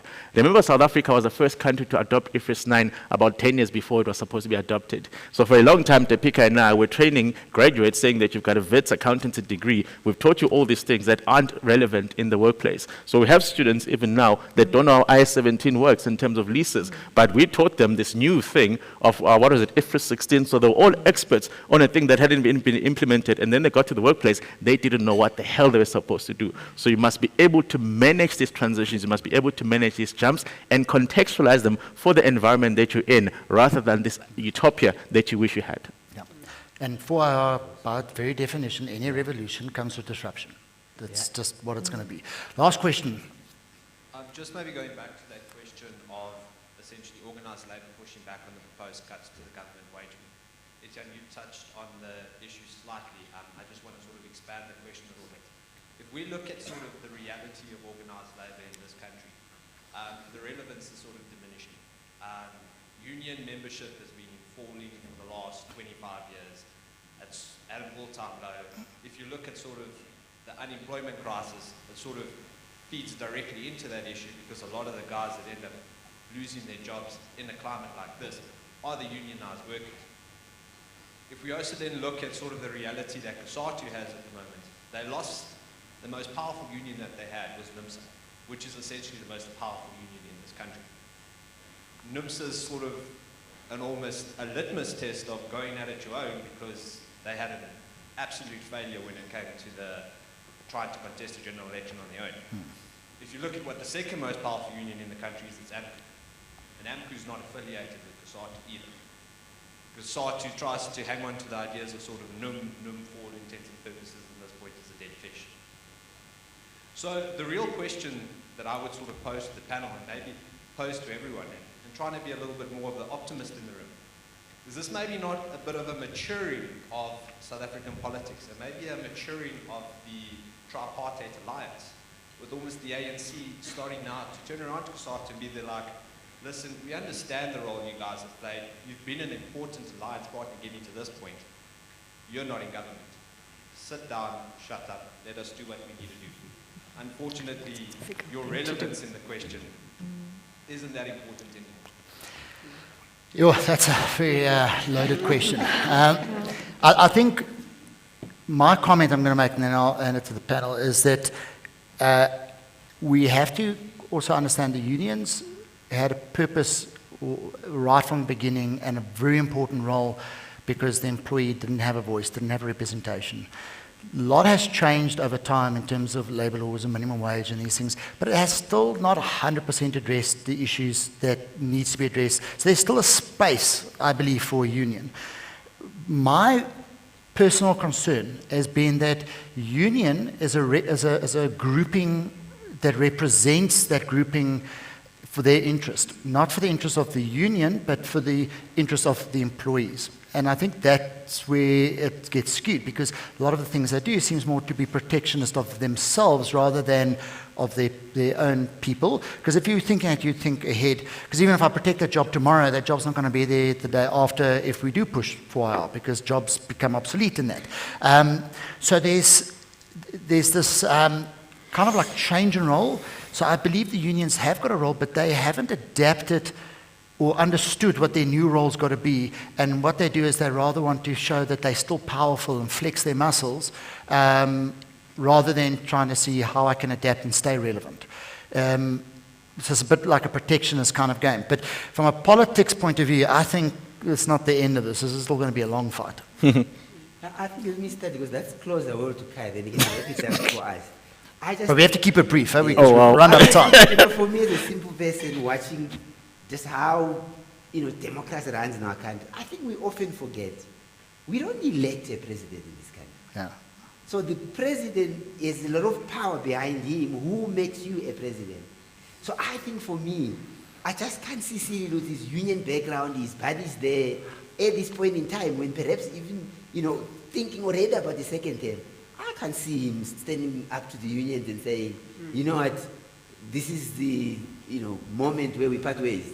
We're going this way, and I just can't see it, because he wants a second term. Yeah. So that's how I see it. So he's looking at his support. But there's an easy answer to that. Just get Donald Trump. No. I'm joking.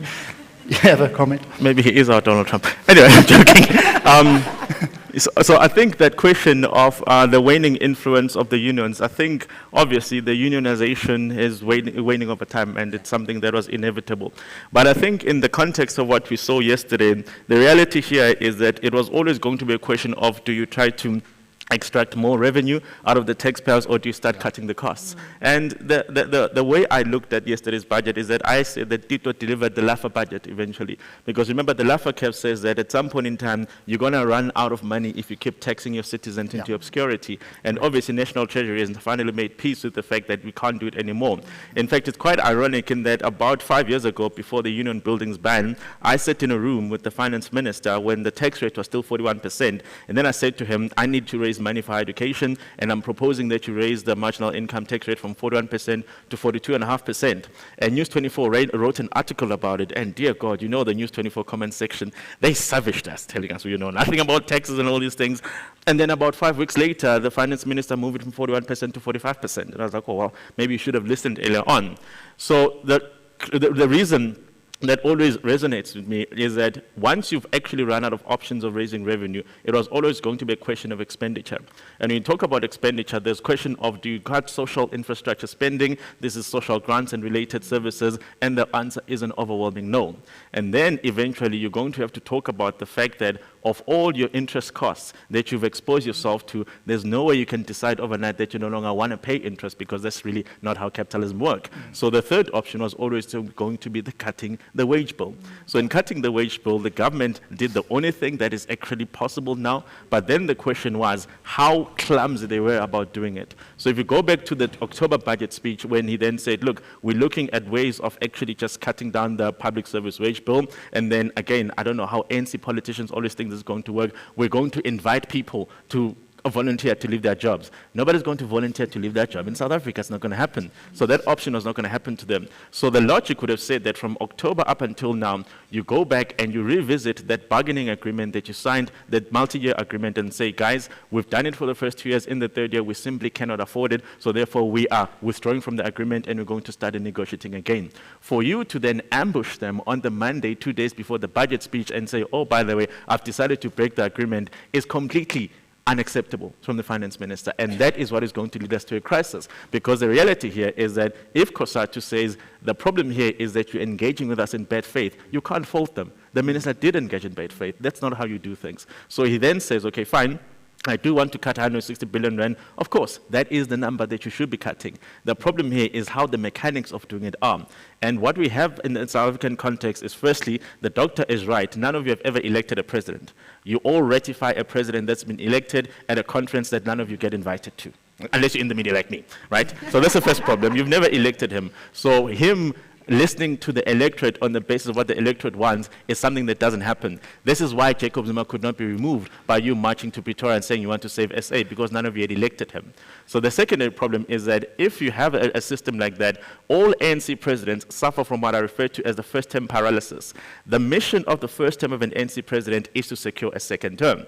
And what you then do is that you simply ensure that you do not alienate somebody that you might need to be in a room on a particular day in a December of a year for them to cast their votes for you. In the Cyril Ramaphosa context, it's even worse, because the only core constituency that he has happens to be the trade unions. Everything else was an alliance of fragmented structures that decided at the last minute that the Zuma conversation was something they no longer wanted to entertain, so therefore they all gravitated towards Ramaphosa. Ramaphosa doesn't have a core constituency that he can say, I can piss off COSATU, but that province will still back me regardless. So his paralysis is even worse than Begi's paralysis. It's even worse than Zuma's paralysis, because he's literally looking at the only constituency that put him into power and saying, these are unfortunately the only people that I'm going to have to piss off if I'm going to run the country properly, which is why Ramaphosa does not make a single decision. He's had 2 years of speculating, and I keep telling you that the government of speculating, we must, we should, we ought to. Who are you talking to? You were elected to do these things. So who is this instruction going out to? So that is the fundamental problem that you have here. So again, the unions are going to fight this one, and you can't fault them on the basis of just the bad faith component of it, because they're going to be saying, what's the point of us engaging with you if you're then going to ambush us hours before the budget speech? That's the first problem. The second one that I keep expressing to people in politics is that, let us face it, the president of COSATU is Zingu Salosi. Zingu Salosi is not an Arthur Scargill. Zingo Salosi is not going to collapse the country for 2 or 3 years like Arthur Scargill did with Margaret Thatcher back in the days. If you have to make a difficult decision, you're going to have to make it. And she can call them out to go into the streets, but eventually the cost is going to bite them because we've got a wonderful policy of you're not at work, you don't get paid. And the reality in South Africa is that for every day that employees spent on a strike, the time it takes for them to recover that lost wage keeps increasing every single year, particularly for people that belong to COSATU. So yes, there's going to be a general strike. Am I scared of it? No, it's a necessity. This is the way you're going to break the stranglehold that COSATU has on ANC politics in particular, because they seem to be suffering from the Chinese mentality of the old iron rice ball. Do you guys know how that works? In that people believe that they're entitled to jobs for life, particularly if those jobs are within the state. We just no longer have a state that can afford to carry people for life. And if COSATU is of the opinion that that's a state that they operate in, well, they're very misguided. Does this mean that in 2022 we might get a different president? That's the democratic dispensation you guys have signed up for, so I can't explain it for you. And Kaya, we've seen it with SAA, you know, the no work, no pay. After, I think, 10 days or so, they all went back to work. So yes, there's going to be a lot of kicking and screaming, but eventually when it pinches your pocket, you're going to go back. So what we're saying is this is like load shed, we must just accept it's going to happen. And plan for it. That's what it is. So in closing, sorry, do you have a, is there a mic? The observation, it's from the judge.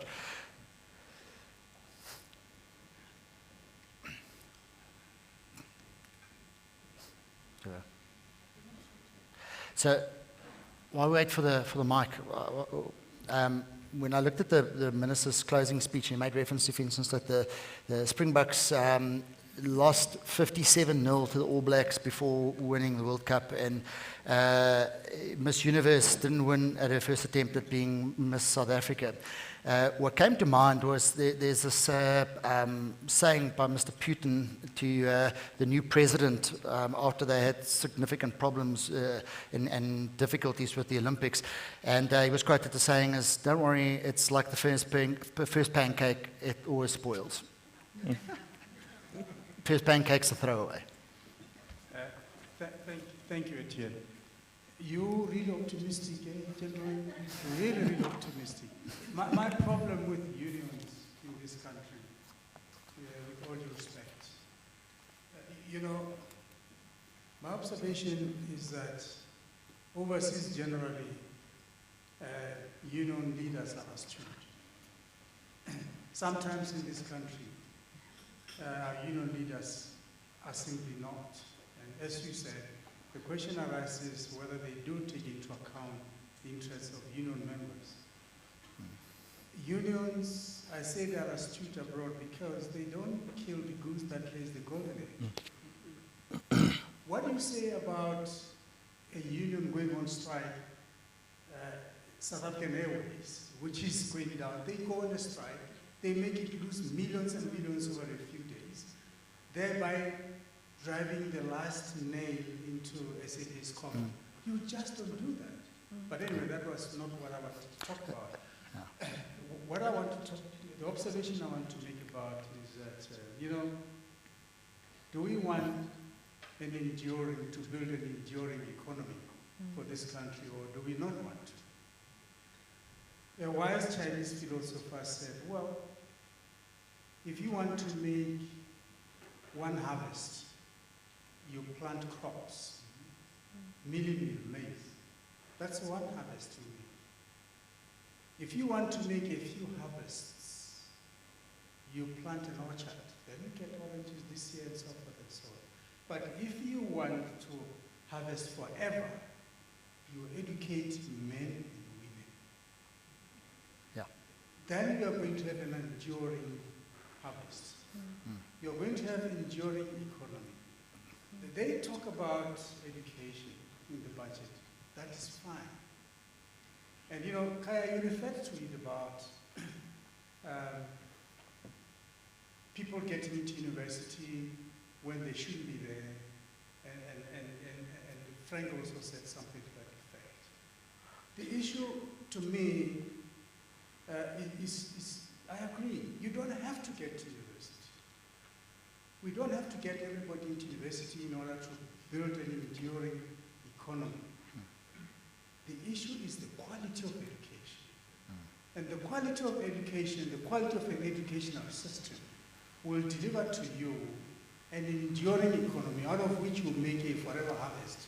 Not necessarily because people went to university, but because starting with grade 1, grade R, is a quality grade R. Grade 1 is a quality grade 1. And every step of the way, a child receives quality education. But that's not what we're doing. For example, how could you possibly be giving children a quality education when half the time teachers are not teaching, they are toying at the lawns of the buildings? And worst of all, you affect children who are most vulnerable. You are not going to achieve quality education that way.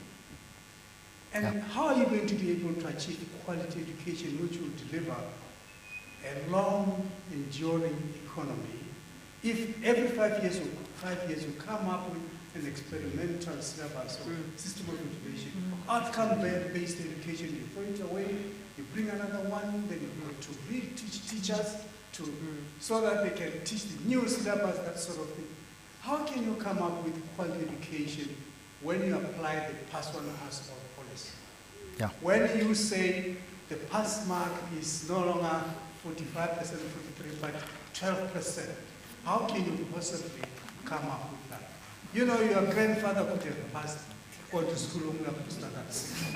But standard 6 of that time was a real standard 6, it was quality education.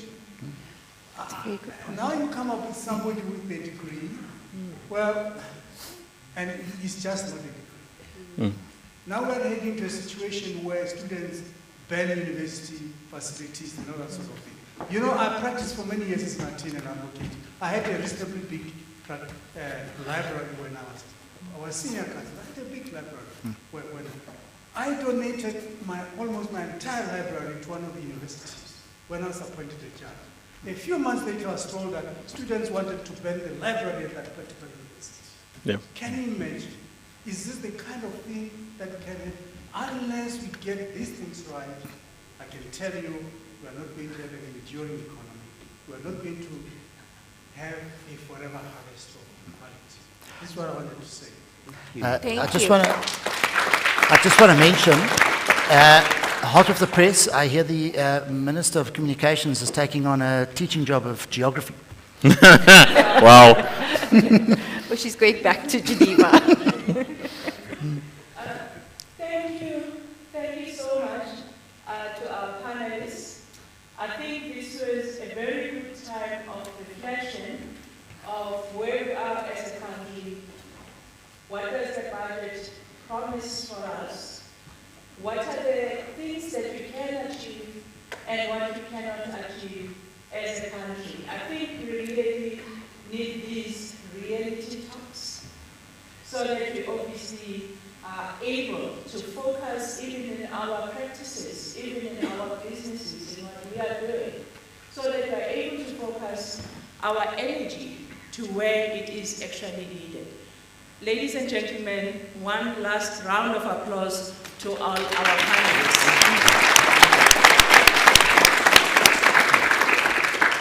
Thank you so much. We will now be handing the gifts to the panelists, and it really is a small token of appreciation from SAIPA, and we know that your time is a lot valuable than what we are giving you. And again, just to declare, they are not being paid for being here. They really are volunteering their time to share their expertise and really their insights into what it is that is happening. So we really thank you guys also for making time to be here. We thank you for honoring. If you had not signed up, we wouldn't be in this place. It will just be us, the few from Secretariat and also the panelists. So thank you so much. A hand for you guys for being here. And lastly, there are gifts for everyone. If you didn't get one when you walked in, you might have come in late. You can pick up your gift at the registration desk. And also, we will be presenting our tax update, which is now going to dive into the real tax issues.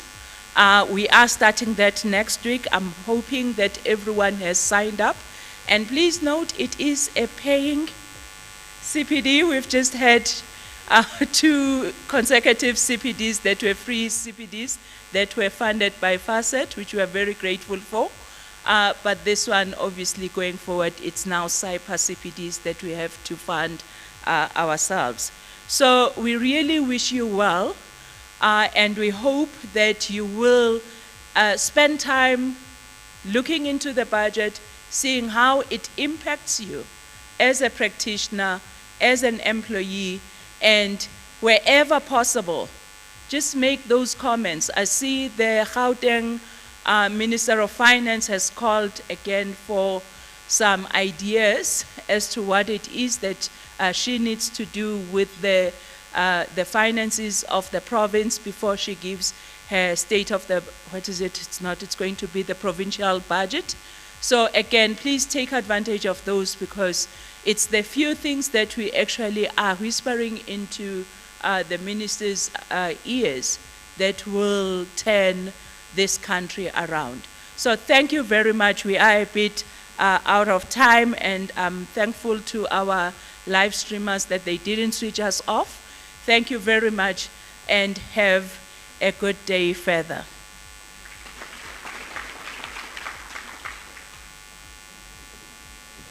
I think we will obviously be taking the official photos. There's ENCA on the other side who wants to interview